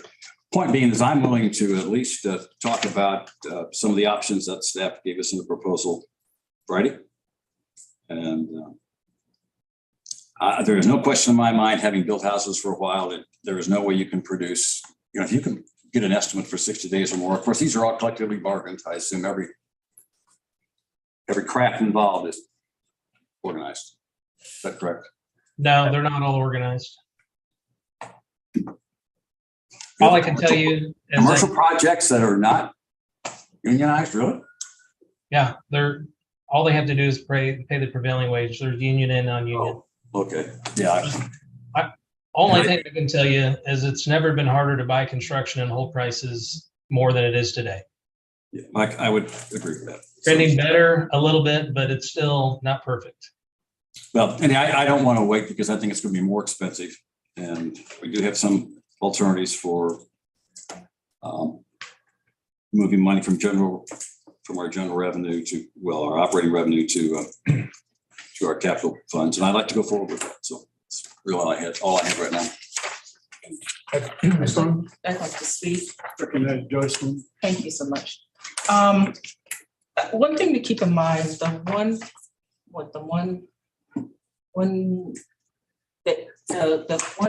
113 million, 114 million that was talked about was looked at very seriously, but we have to remember that those numbers are at least 6 years old. We've changed scope, things have moved around, but we're guaranteed with our guaranteed maximum prices not to exceed the guaranteed maximum price that is agreed upon. And I haven't had a chance to look at your data, but I would be interested, I'm not asking for it right now, but I would be interested in knowing what is included in that. Are you including furniture or other things that will come out of other operating pockets? Because every step of the way since this is done, our architects, our construction people have informed us of what it was going to cost, and those costs have been made steady. Decisions for changes in scope has been made along the way. So to say that we haven't looked at it, I find that an interesting argument. I think what is before us is an even bigger issue, and that is we have a branch that has been promised to the voters in Independence. It's a new area of service in an area that's growing. We need to look at our library branches as being also accessible. Yeah, it may be close, but can a person walk there? Can they bike there? Can they take a bus there? And for this branch, that would be very, very difficult to do, crossing a lot of dangerous roads, where having this branch there, it increases accessibility and usability for the branches. Also, I can answer to you what's happening at Coburn Road. New services bring new people. The people that love their libraries. If we look at these trends, you can't discount at all the pandemic. And the pandemic has impacted us all. And a lot of our branches during that time were closed for renovations, or closed period for the pandemic. So looking at trends right now, I don't feel it is as helpful. All I know is I've gone to every single one of the 32 openings. And when I've gone, those branches have been busy. Each room, each part of it has been used. I think it's important for us to keep our promises. I was one of the original people that went around and told people, if you build it, this is what you would get. And I think, my point of view, it is important for us to keep our promises. As far as Riverside, we've been working with Riverside for about, what, 10 years now? 2011. Yeah, 11 years. Yeah. Trying to get this project on the map because, and I also want to say these last two projects aren't the last two because they aren't important. They were the last two because we wanted to get them right. And Riverside is a perfect example of that. And I think I'm not from Platte County. I'm not from Clay County. I'm from Jackson County, but I 100% support Riverside and that community and getting what we promised. And for me, that is the big issue. That is the big elephant in the room. What did we promise and are we going to deliver? Thank you. Okay, anyone else? I just want, can I? Yep. 3 of these options on here are not really options. And I'm prepared to acknowledge them. I just put some things down there because frankly, I didn't think that we were addressing how it is when we might solve the problem that we had. So staff may have presented us in their memo some options and ideas. There may be other options, ideas. So don't go against, Well, vote no for reasons, but don't no vote. I just have bad things. I just want to be on the record that selling investments at a loss is not an option. Okay, that is that's throwing away taxpayer dollars that we don't have to. Securing a line of credit, I don't know that we can borrow money without a vote approval. That would take some doing. And slow paying our project vendors means that we're going to slow pay the subs who have to pay their people who we expect them to pay their taxes on time. I don't think any of those would make a great headline in the newspaper. So let's say those are 3 bad ideas. I'm here Yeah, to tell you what the those- staff gave us is a real legitimate answer. So. So, Dr. Pandolfi. Just wondered if maybe before we vote on it, if we could go around and just maybe each board member just take a minute to say their thoughts? Would that be possible? Minute and what? To just say their thoughts on, what they think we should do. Should we just go ahead and lock in the price? Or maybe some people want to think that we should wait and do it later and I don't know. Maybe some people think we shouldn't do it at all. I don't think that anybody thinks that. And then I just want to hear everyone's thoughts. Give 30 seconds even. Well, it might be more productive if we boil it down to maybe 2 things.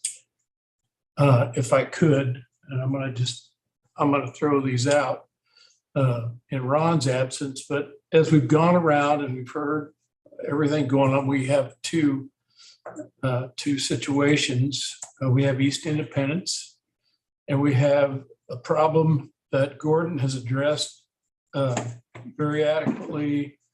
I don't understand it all, but I know it's an issue. And so that has to be addressed regardless of East Independence. Right.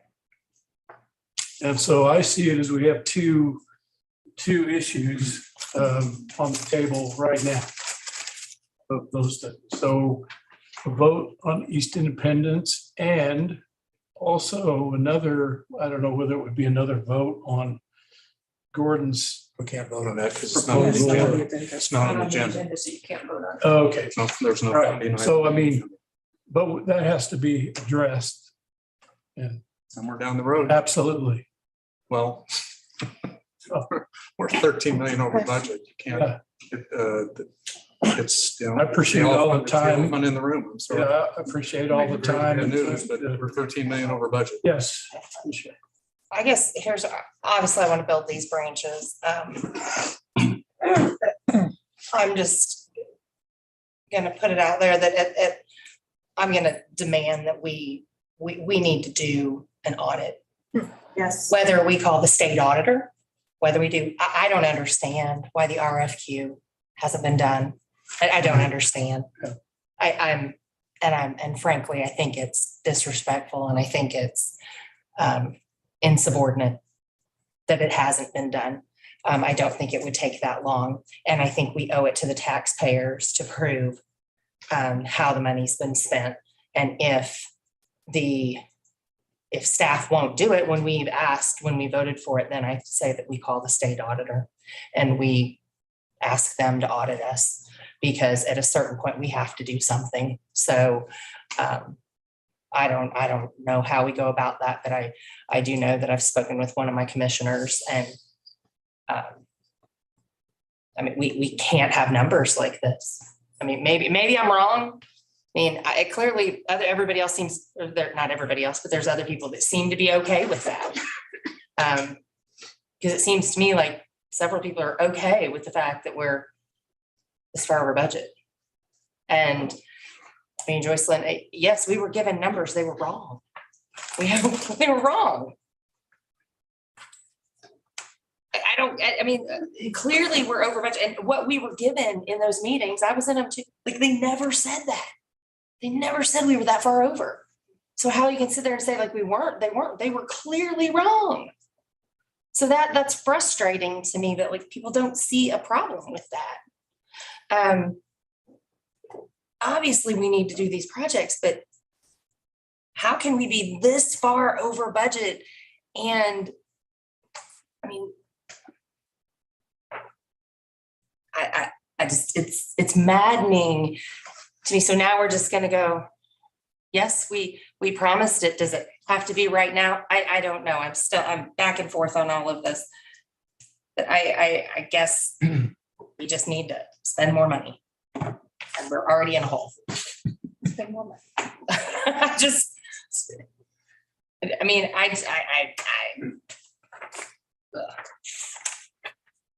So I would argue that we're not in a hole. The money is there. We just need to. But where did it go? That is up for argument too. I don't know what's in this spreadsheet. All I know is every branch during, I'm sorry, I should have asked. And I'm not gonna. But if I may. Susan and Jake actually said that number was accurate the other day. Can we be kind? Yes. Can we be kind? But what I'm saying is in the meeting the other day, Joycelyn, I'm just telling you, I asked and they actually both said that number was accurate. I was referring to Riverside. The 8 million that you're asking about and that you asked about was in fact referring to Riverside, and that was accurate. The thing is, nobody, if I may finish, nobody is not looking at the numbers. We have had a guaranteed maximum price for every single project, and that's what we have. Now, what's in those charts, what's in there and what's not, it could be furniture that's not in the plan. There is a lot of things that are construction costs that may or may not be part of the construction budget. So I would hate to delay a project costing us hundreds of thousands of dollars more because we can't match those up today.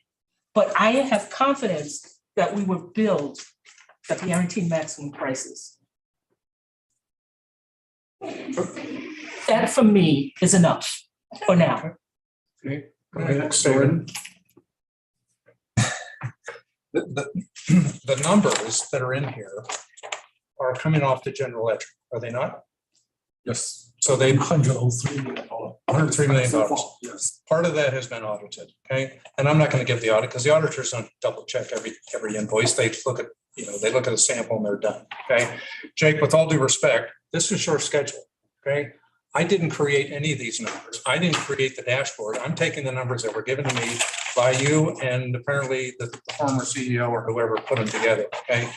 So all I've done is to present them in the way you presented them. And we're at 130 million, take out Riverside, fine, okay? I'm still way over budget. And I think Michelle's point is the board, somebody didn't bother to tell the board. Well, And, they did, and, and and, this huh? This just wasn't accurate. It's a fabric that, They no, did I'm tell sorry. us. They did tell us. I've been doing this for 40 years. I did audits for 8 years. I have never had somebody intentionally put a number in as a total that wasn't the actual number. This first time in my experience, okay? I've been doing this a long time, okay? And I will tell you, I sat there for an hour adding the numbers. I was shocked. And if you're not upset, you should be. Taxpayers should be upset that we're sitting here having this discussion, okay? Because it's their money and you want this promises, you have a funding problem, okay? And it's easy to take it out of the general fund, which is what the historical practice is. The practice was, let's go back to the budgeting practice. We take in the total revenue and we put it in the operating budget. Absent the debt payment, everything goes into the operating budget. There was no set aside for building maintenance. That was always an afterthought at the end of the year. Well, the reality is of operating, if you put all of your revenues into the operating side, you can't spend all the budget, okay? Because you won't have any money for maintenance. And that's why you ended up with Prop L, okay? So you went for years and years and years without an appropriate allocation for the fixed assets. This should have been addressed more than 6 years ago, okay? And it wasn't. So that's where we are. I don't want to get here again, okay? If you're going to spend $6.5 million, you have to have a plan. This board, this organization has to have a plan. It has to have a financial projection, as I said, that is more than what, and this will sound critical, okay?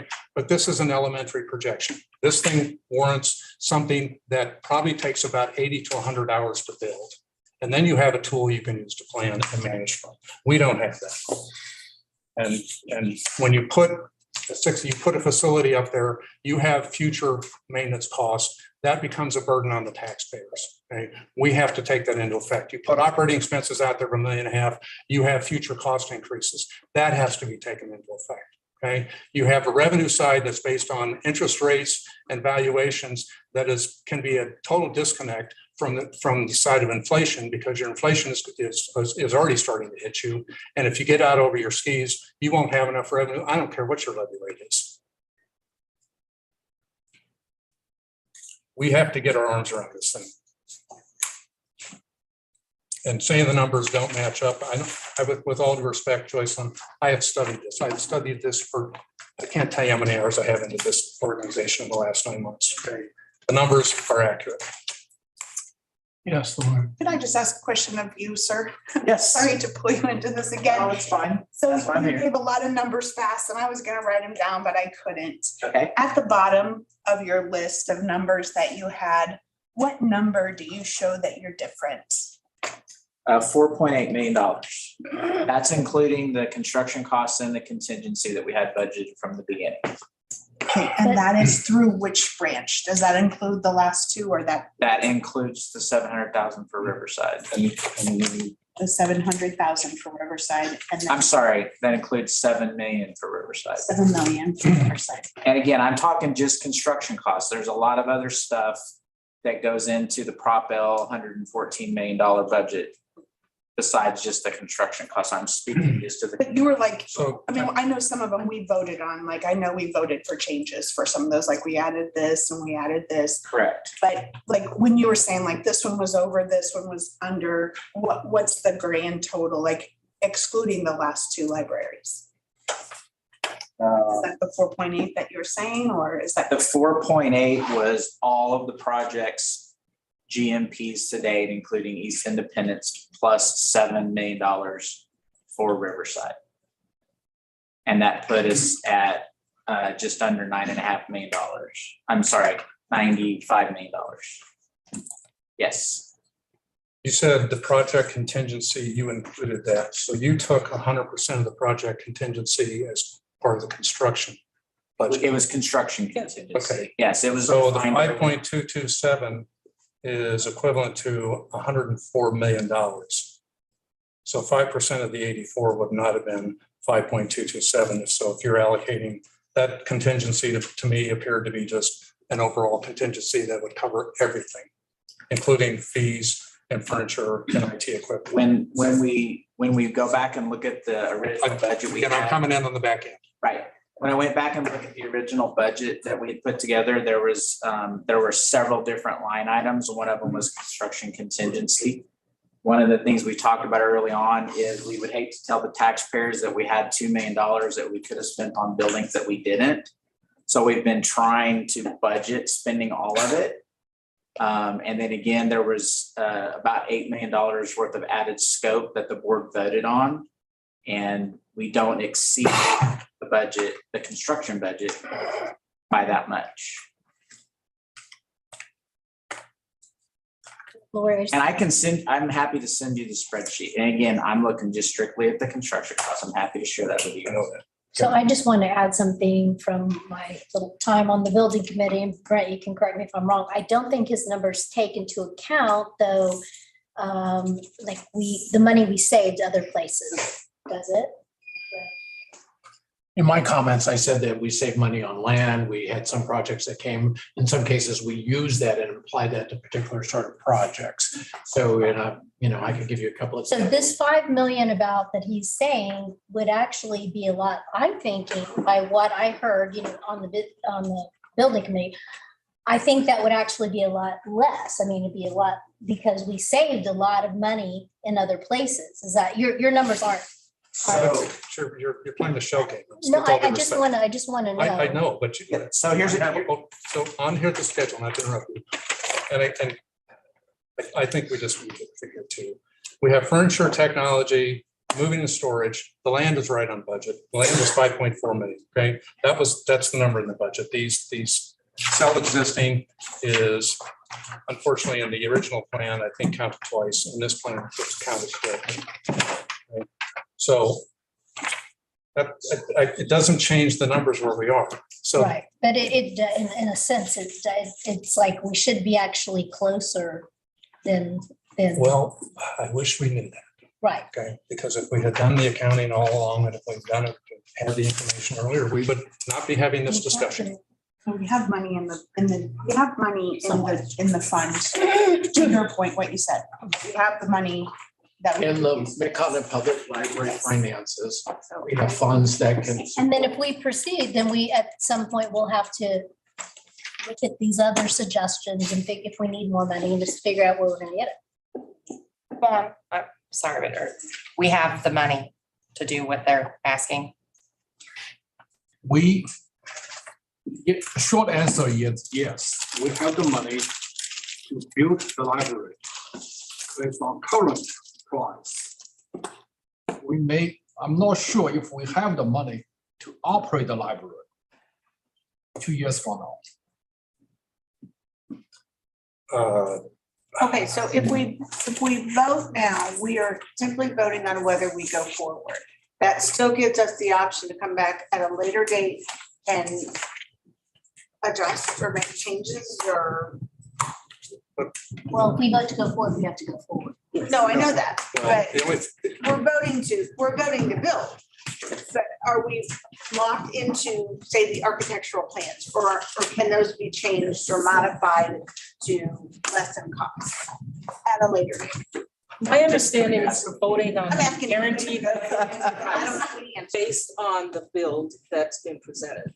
That's what we're voting on tonight is what are we accepting the guaranteed maximum price for the build that's been presented by our architects? We can't go in and say build a whole nother building because then that throws everything out. We can look for savings here and there, but they've already looked at savings and reduced the scope to get it down to this. We're now looking at cutting access and services at this point in scope. If you go any further, and I think it's unfair to the programs at the end of our process to be cut short of what we promised. Sorry. Oh. To Juan's point, I mean, we build it and then we can't run it. The funds to run it. Well, okay. in the proposed levy projection we did, okay? We projected general fund surplus. Again, we did this because we were told that we had more than adequate funds in the general fund. So 36 million is the projection to the end of 23. If the board wants to adopt the plan as projected out here, that number turns into 23 million. Okay, if you look at the financial statements through November, and I know Juan, but basically our hole in November is around 23 million dollars, correct?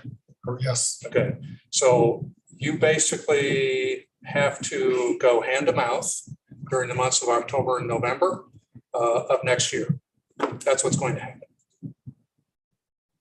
And hope that you don't have a bunch of people not pay their taxes. Our delinquent ratio is pretty consistent, but most people pay their taxes on time. So The crazy thing is if we had this information when we were voting on the levy, then of course, you know, I'm just saying, why are we just having this information now? And the people who wanted us to take the full levy, it seems like that would have really helped your argument if we would have had this information. the levy wouldn't solve this. The levy was $1 million. And this Okay, is well, I'm just saying it still would have been a drop in the bucket, you know, but the fact is that we are kept in the dark. And I understand the public's. Brent? Well, they're in the dark as much as we Yeah, are. I know.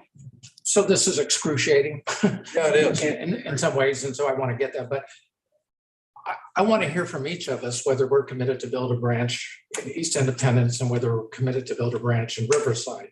Because I think that's the statement that we want to be making to the public.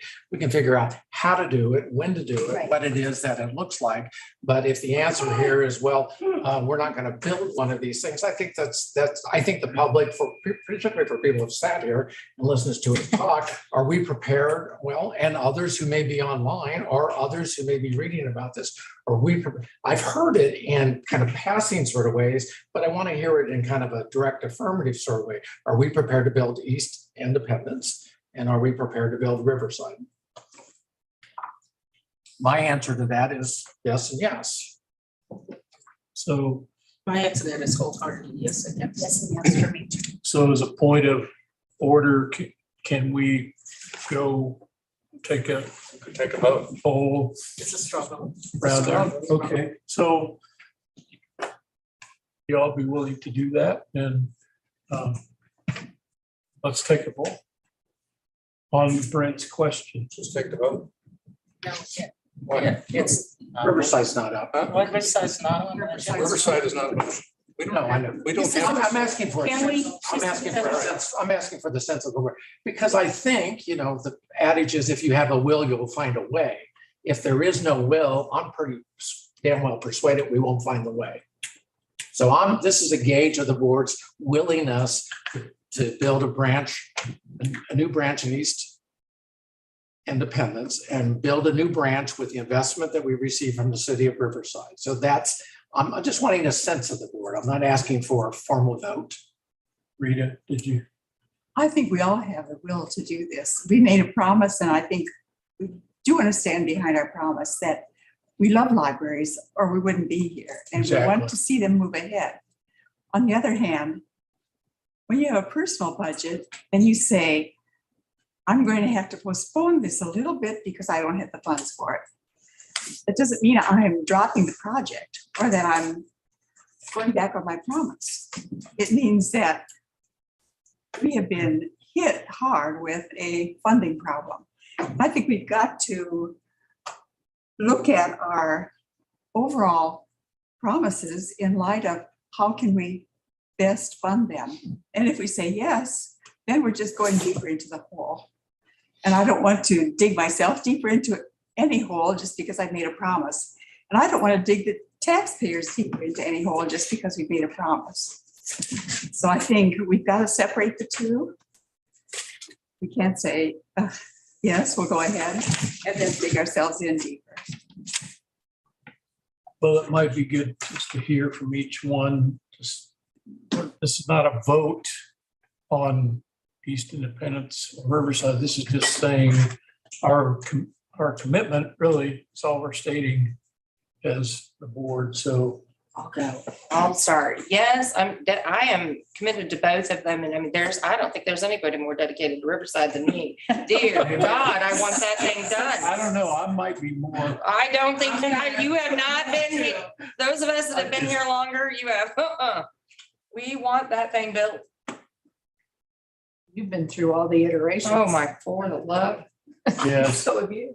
Brent? No offense to anybody. Is she still here? Yeah. No. Yes, I was like, no Yes, offense. yes. I mean, it should be. I am yes on our commitment, both Riverside and East Independence. But I think I can't see moving ahead until we get funding in place. No. Well, I'm a yes on both, is committed to East Independence and Riverside, absolutely. I also am, I support both East Independence and Riverside. Yes and yes, as I mentioned before. I've stated my concerns. I'm not opposed to East Independence. I'm opposed to the way we're doing it. I have no concerns about how we're managing costs. I don't feel like we're managing costs very well. Okay, the numbers say so. We've done a very poor job of managing resources, and if we don't get a hold of that, this is going to get worse. With respect to Riverside, I drive through Riverside a lot. I want the architect to know that if you go south of the branch, there's a highway, a railroad track, and the river.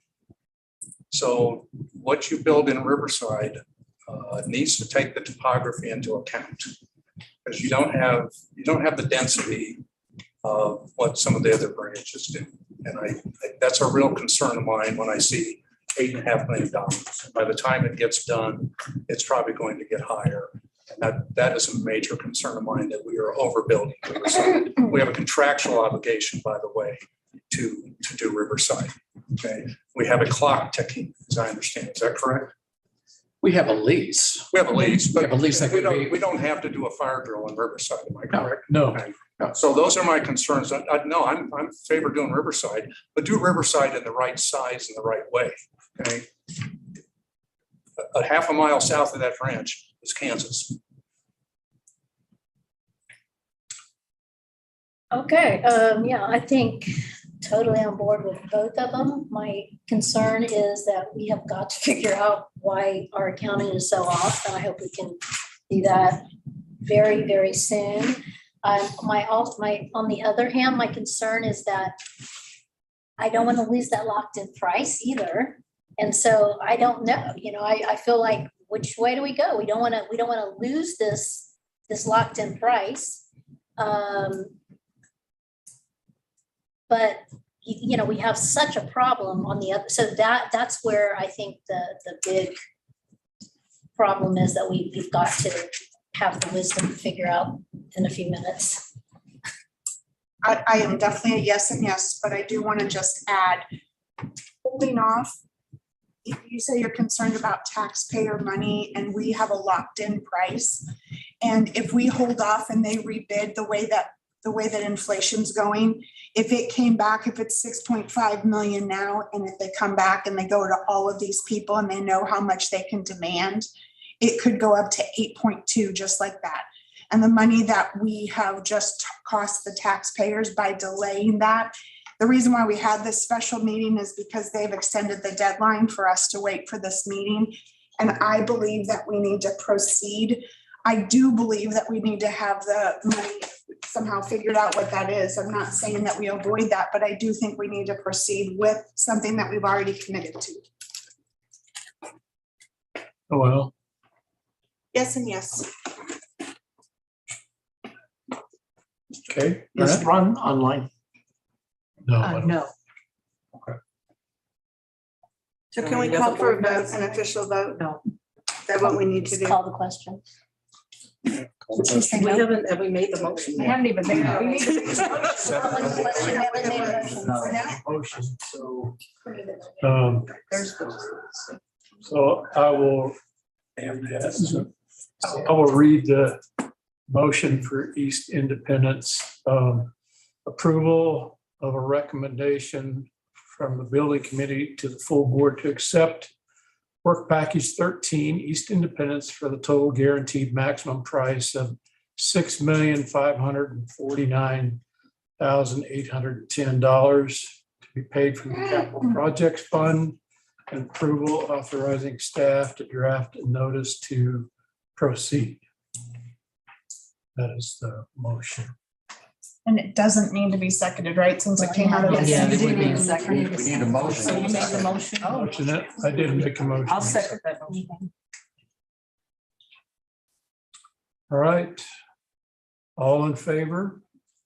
Or I guess it's. There's any more discussion? oh, any more discussion? My first time doing this. Sorry. Thank you. Doing great. for bearing with me. I have.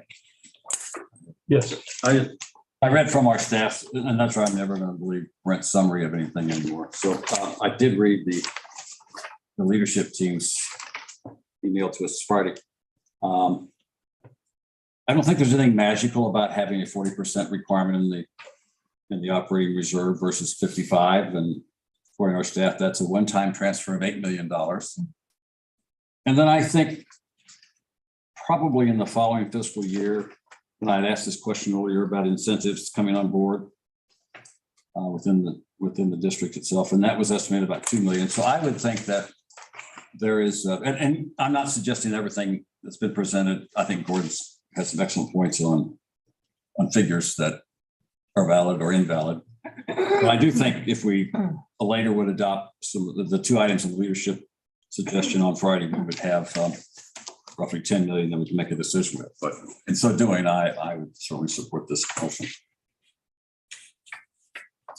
Any other questions? Comments?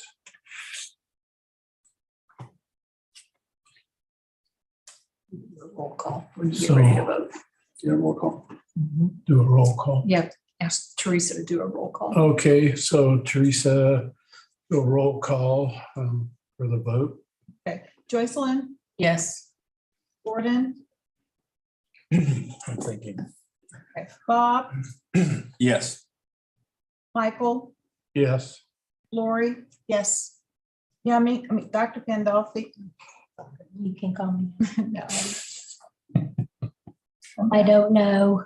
I'll Is come that back. allowed? No, I'll come back. I'm gonna circle the block. Brent, Yes. Noel, Yes. Rita, I'm committed, committed to half of it, but I feel like I've got to abstain tonight. Michelle,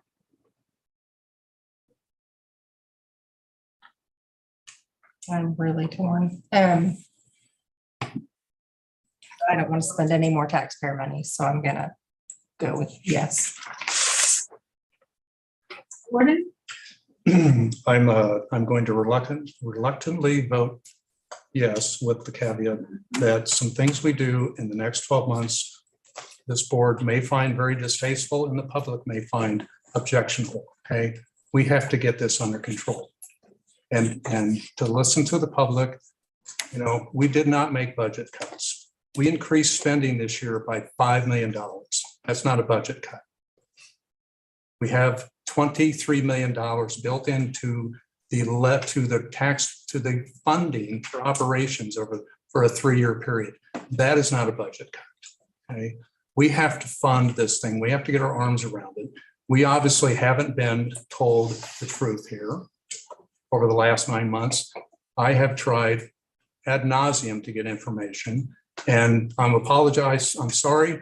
Last week we found out we're 8 million in the hole, and as of today, we're 12 million in the hole. Okay, that's the numbers. And I'm sorry, that's what it is. Okay. We do have surplus, but I can tell you in 12 months, you're not gonna like some of the things we say. Can we complete the vote? Let's vote. Yeah, I'm gonna reluctantly say yes to. so the motion passed.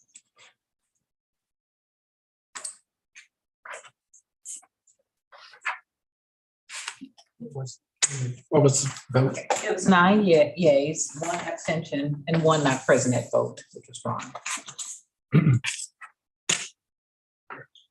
Dr. Wilson is not here. Thank you. Can I make a motion? Are we to adjourn? No.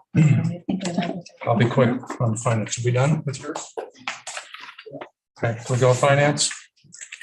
Okay, I will be short. Okay, you have the distribution information, the services information. I think that's what that should say. There's a personnel schedule on board docs that Jennifer has been very diligent about preparing. We're not going to go through it. This is pardon me? Oh, you want to go through it? No.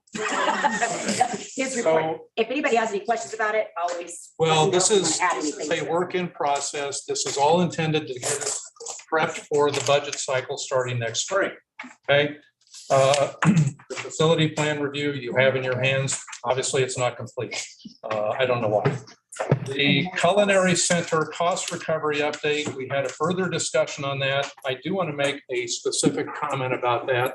That one of the numbers, I don't remember which one it was, but Xander made the comment that he got his cost information out of the Landmark newspaper.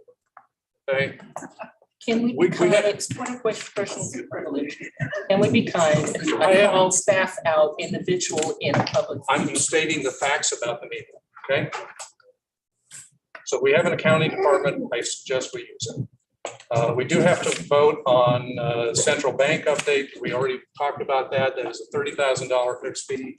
The motion is to accept their updated pricing. It is a flat fee of $30,000 for custody services and investment services. And I make the motion. I'd like a second. Second. All right, You said second at the same time, it's so. been seconded. And so Teresa, would you call a vote? Yes. Discussion. Yes, discussion. Yes. For discussion before you. Sorry, just any discussion? I'm sorry. I forget. I made a Second. second, but someone else did that. No, that's fine. Again, I got. Okay, sorry. Any discussion? No discussion, we'll move right along. Call the vote. Teresa? Let's do a general vote on this one. You don't need to roll. No need to. No, I think, I asked that question earlier about Robert's Rules of Order. It's a roll call vote Okay. on these are final. Yeah. All right. Okay, Brent, Yes. Michelle. Yes. Rita, Yes.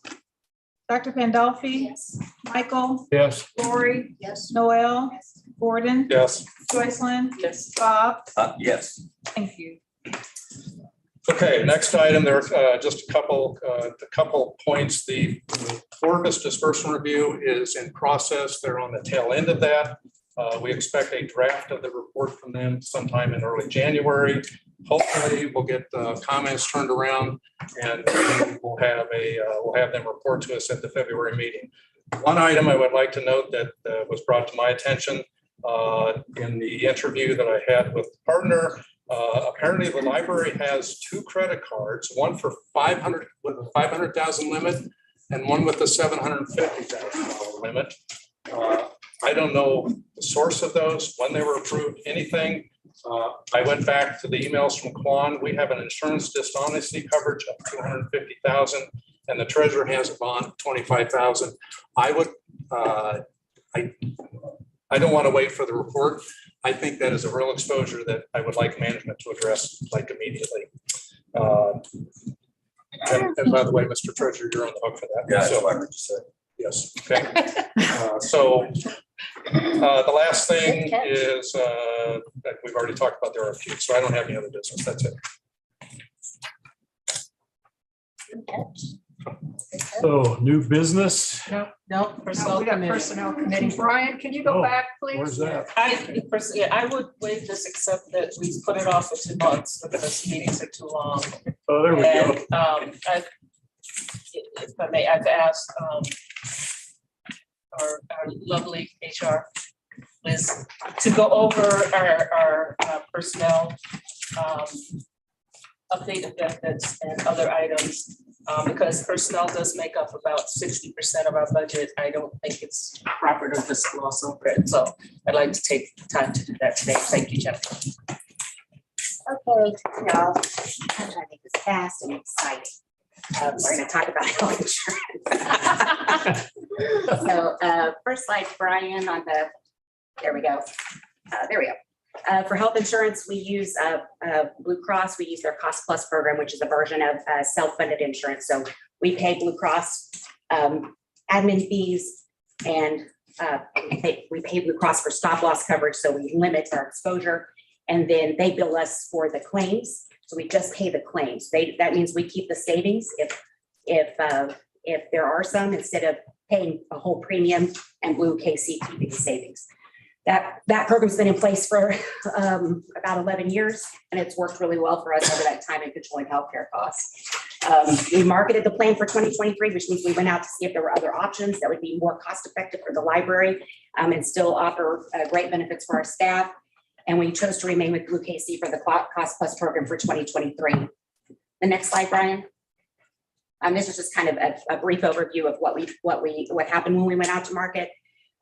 We got quotes on what are called ASO, or Administrative Services Only Self-Funded Plans from Blue KC, Humana, and UMR. One of the things that is not beneficial to the library about those type of plans is that it's a weekly cash flow out versus a monthly cash flow out, and for claims, and it makes us accept a greater claims risk liability. And the plan cost projections for the UMR plan were higher. We did get quotes for fully insured plans. So the traditional, we pay a premium, they do everything. From Blue KC, Humana, and Cigna, which limits our liability to the amount of the plan premium, but doesn't allow us to keep any savings if there are some. And part of the thing that makes that not attractive, besides the fact that we would spend down our reserve health fund, is that nobody was offering us a rate guarantee or cap for a second year of premium, which means they could come back with a second year with a 20, 30, 40% premium increase if we wanted to, and then we would be doing this exercise all over again. Next slide, Brian. One of the things that happened during this market is that Blue KC reacted to the market competition. We've had a relationship with them for a long time, and they reacted by offering us a flat renewal for the fees and for a stop loss coverage. So we were due for about a 14% increase to stop loss and a 2.5% increase to admin fees. They came in flat for us for this year, which is super helpful for us in controlling costs. We are enrolling in a premium formulary prescription savings plan to save the plan some dollars this year. And staying with Cost Plus with Blue KC under this plan still allows us to stay within the amount that we budgeted for 22-23. Next slide, Brian. There are some additional considerations. We did review some of Blue KC's narrow network options. So you may be familiar with SpiraCare. You may have seen those clinics around. They're building one in Independence over by Target. That's where you have, that's where you go to the doctor at. You have some specialty access and hospital access, but it has very limited access to hospital coverage in Eastern Jackson County. So it's not really a viable option for our staff at this time. We will likely need to look at plan design and premium rate contribution changes for 2024. We started that conversation with staff in our open enrollment communication in October and November, and we will start our strategic planning for 2024 in January of 2023 to look at ways that we can keep those costs controlled and still offer a good benefits package for our staff. It will require additional funding to the health insurance fund if things run according to what has been projected, because we did budget to spend down the health insurance fund for this particular budget year.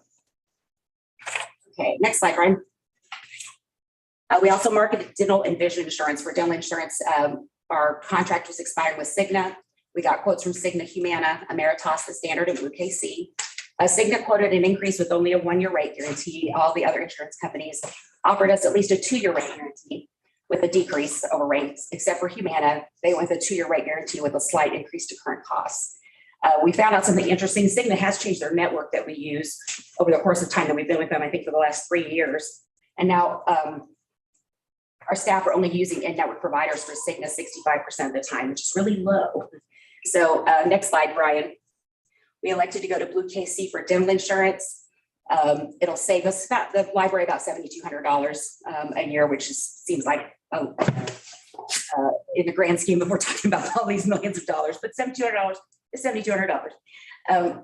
It is a 3-year rate guarantee, and if all of our staff stay with their current dental providers, will go from that 65% in network coverage to 93.6%, which will save the plan money, which should help with future renewals in the, that they would come in better in the long run. So, and also save our staff money. That does. Next slide, Brian. Also market the vision plan. We were with Cigna for vision as well. We got quotes from Cigna, Humana, Emeritus, from KC and VSP.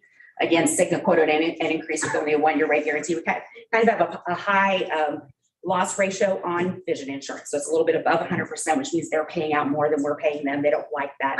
So they'll always say, hey, you're going to have to give us a little bit more money. All of the other insurance companies offer at least a 2-year rate guarantee, and all the insurance companies quoted a rate increase over Cigna's previous rate. Next slide, Brian. We elected to go with Blue KC Vision. Part of that is because all the insurance companies that quoted require that dental and vision be bundled together in order to get those rates. So that informs our decision. The cost increase is just $900 year over year from last year, estimated, and then we did get a 2-year rate guarantee from Blue KC Vision. So I think that's it. Is that my last slide? Okay, there we go. Any questions about insurance? Thank you. For 2023. Thank you. Good job. Thank you so much, Jennifer. Time and doing that. Okay, we're gonna talk about this other piece too. Great. What's the next slide? We already Okay. did this. No, it was postponed from October. This is just an overview. I know we've talked back and forth about the budget and the budget adjustments and decrease. This slide has all of the budget adjustments on it, but the one that's relevant to what we're going to talk about is the top section there with the payroll and benefits, the net reduction of that $1.3 million that we cut. The net reduction to budget for payroll and benefits was $453,560. See if we decreased some lines, increased some lines. We had more information because we were further into the year when we did this, the updated budget for October. So the next slide, I think is there we go. That's the revised budget. I won't, I know that your heads are spinning from numbers at the moment, so I won't go directly into every single number except to note that we did cut, overall, we cut a benefits eligible authorized FTE. So we went from 418.5 to 417.5. Did that by doing some shifting and making some adjustments. We made adjustments to reductions to the benefits pay budget, the benefits eligible pay budget, and the part-time staff budget. Those budgets are still an increase over last year's spend. You can see a significant increase over last year's spend in the part-time budget, and that is coming from the idea that we had a lot of branches closed and our programming was not up and running for that previous fiscal year. So, but there is an increase of spend for salaries and wages of 9.13%. The rest of it is calculation. We did adjust the medical insurance funding, slightly increased it for this budget than we had on the previous one so that we can keep that health insurance fund healthy and within those parameters. And the total budget is for 22-23 is for payroll benefits is $33,955,899, which is an 8.81% increase over spend from last year, but is a $650,000 decrease or $450,000 decrease from the original budget. Any questions? Questions? Okay, thank you for indulging us to present that. I mean, our personnel budget is a good chunk of our budget, and I would hate for us not to have that that treated in the same manner as some of the other ones. So I appreciate you staying late to do. Yeah, thank you. Thank you. Thank you, Jennifer. You've been waiting a while. Maybe we could rearrange. No, just send it out. We put hers up there. You haven't gotten to go. Any new business? All right, other business. A trustee comment? Can I make a trustee comment? So I got my letter in the mail from Diana Ryder and there, a lot of us probably got the same letter too. And I want to encourage everybody in the audience and watching online that you can make a donation to the library. For those of you that are opposed to the 2-cent tax decrease, I would strongly encourage you to make a donation. It's tax deductible. You can take it off of your taxes and it does go to benefit the libraries. And I was gonna bring my envelope with the address on it, so I would have it, but I'm sure Teresa could get it for anybody that needs to have it. So I just wanted to make sure I push that because I think it's a really great opportunity for everyone to donate to the library. Thank you, Lori. Any other? Oh, we may really need it. All right.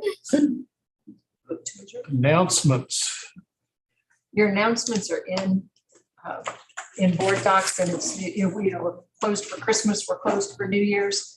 The next finance committee meeting, or we have a personnel committee meeting, it'll be January 11th. If we have finance, it'll be January 12th. We are closed Martin Luther King Day. The next day after that is board meeting, January 17th, which is 35 days from now, and that's when Aaron starts. Okay. He starts the 17th.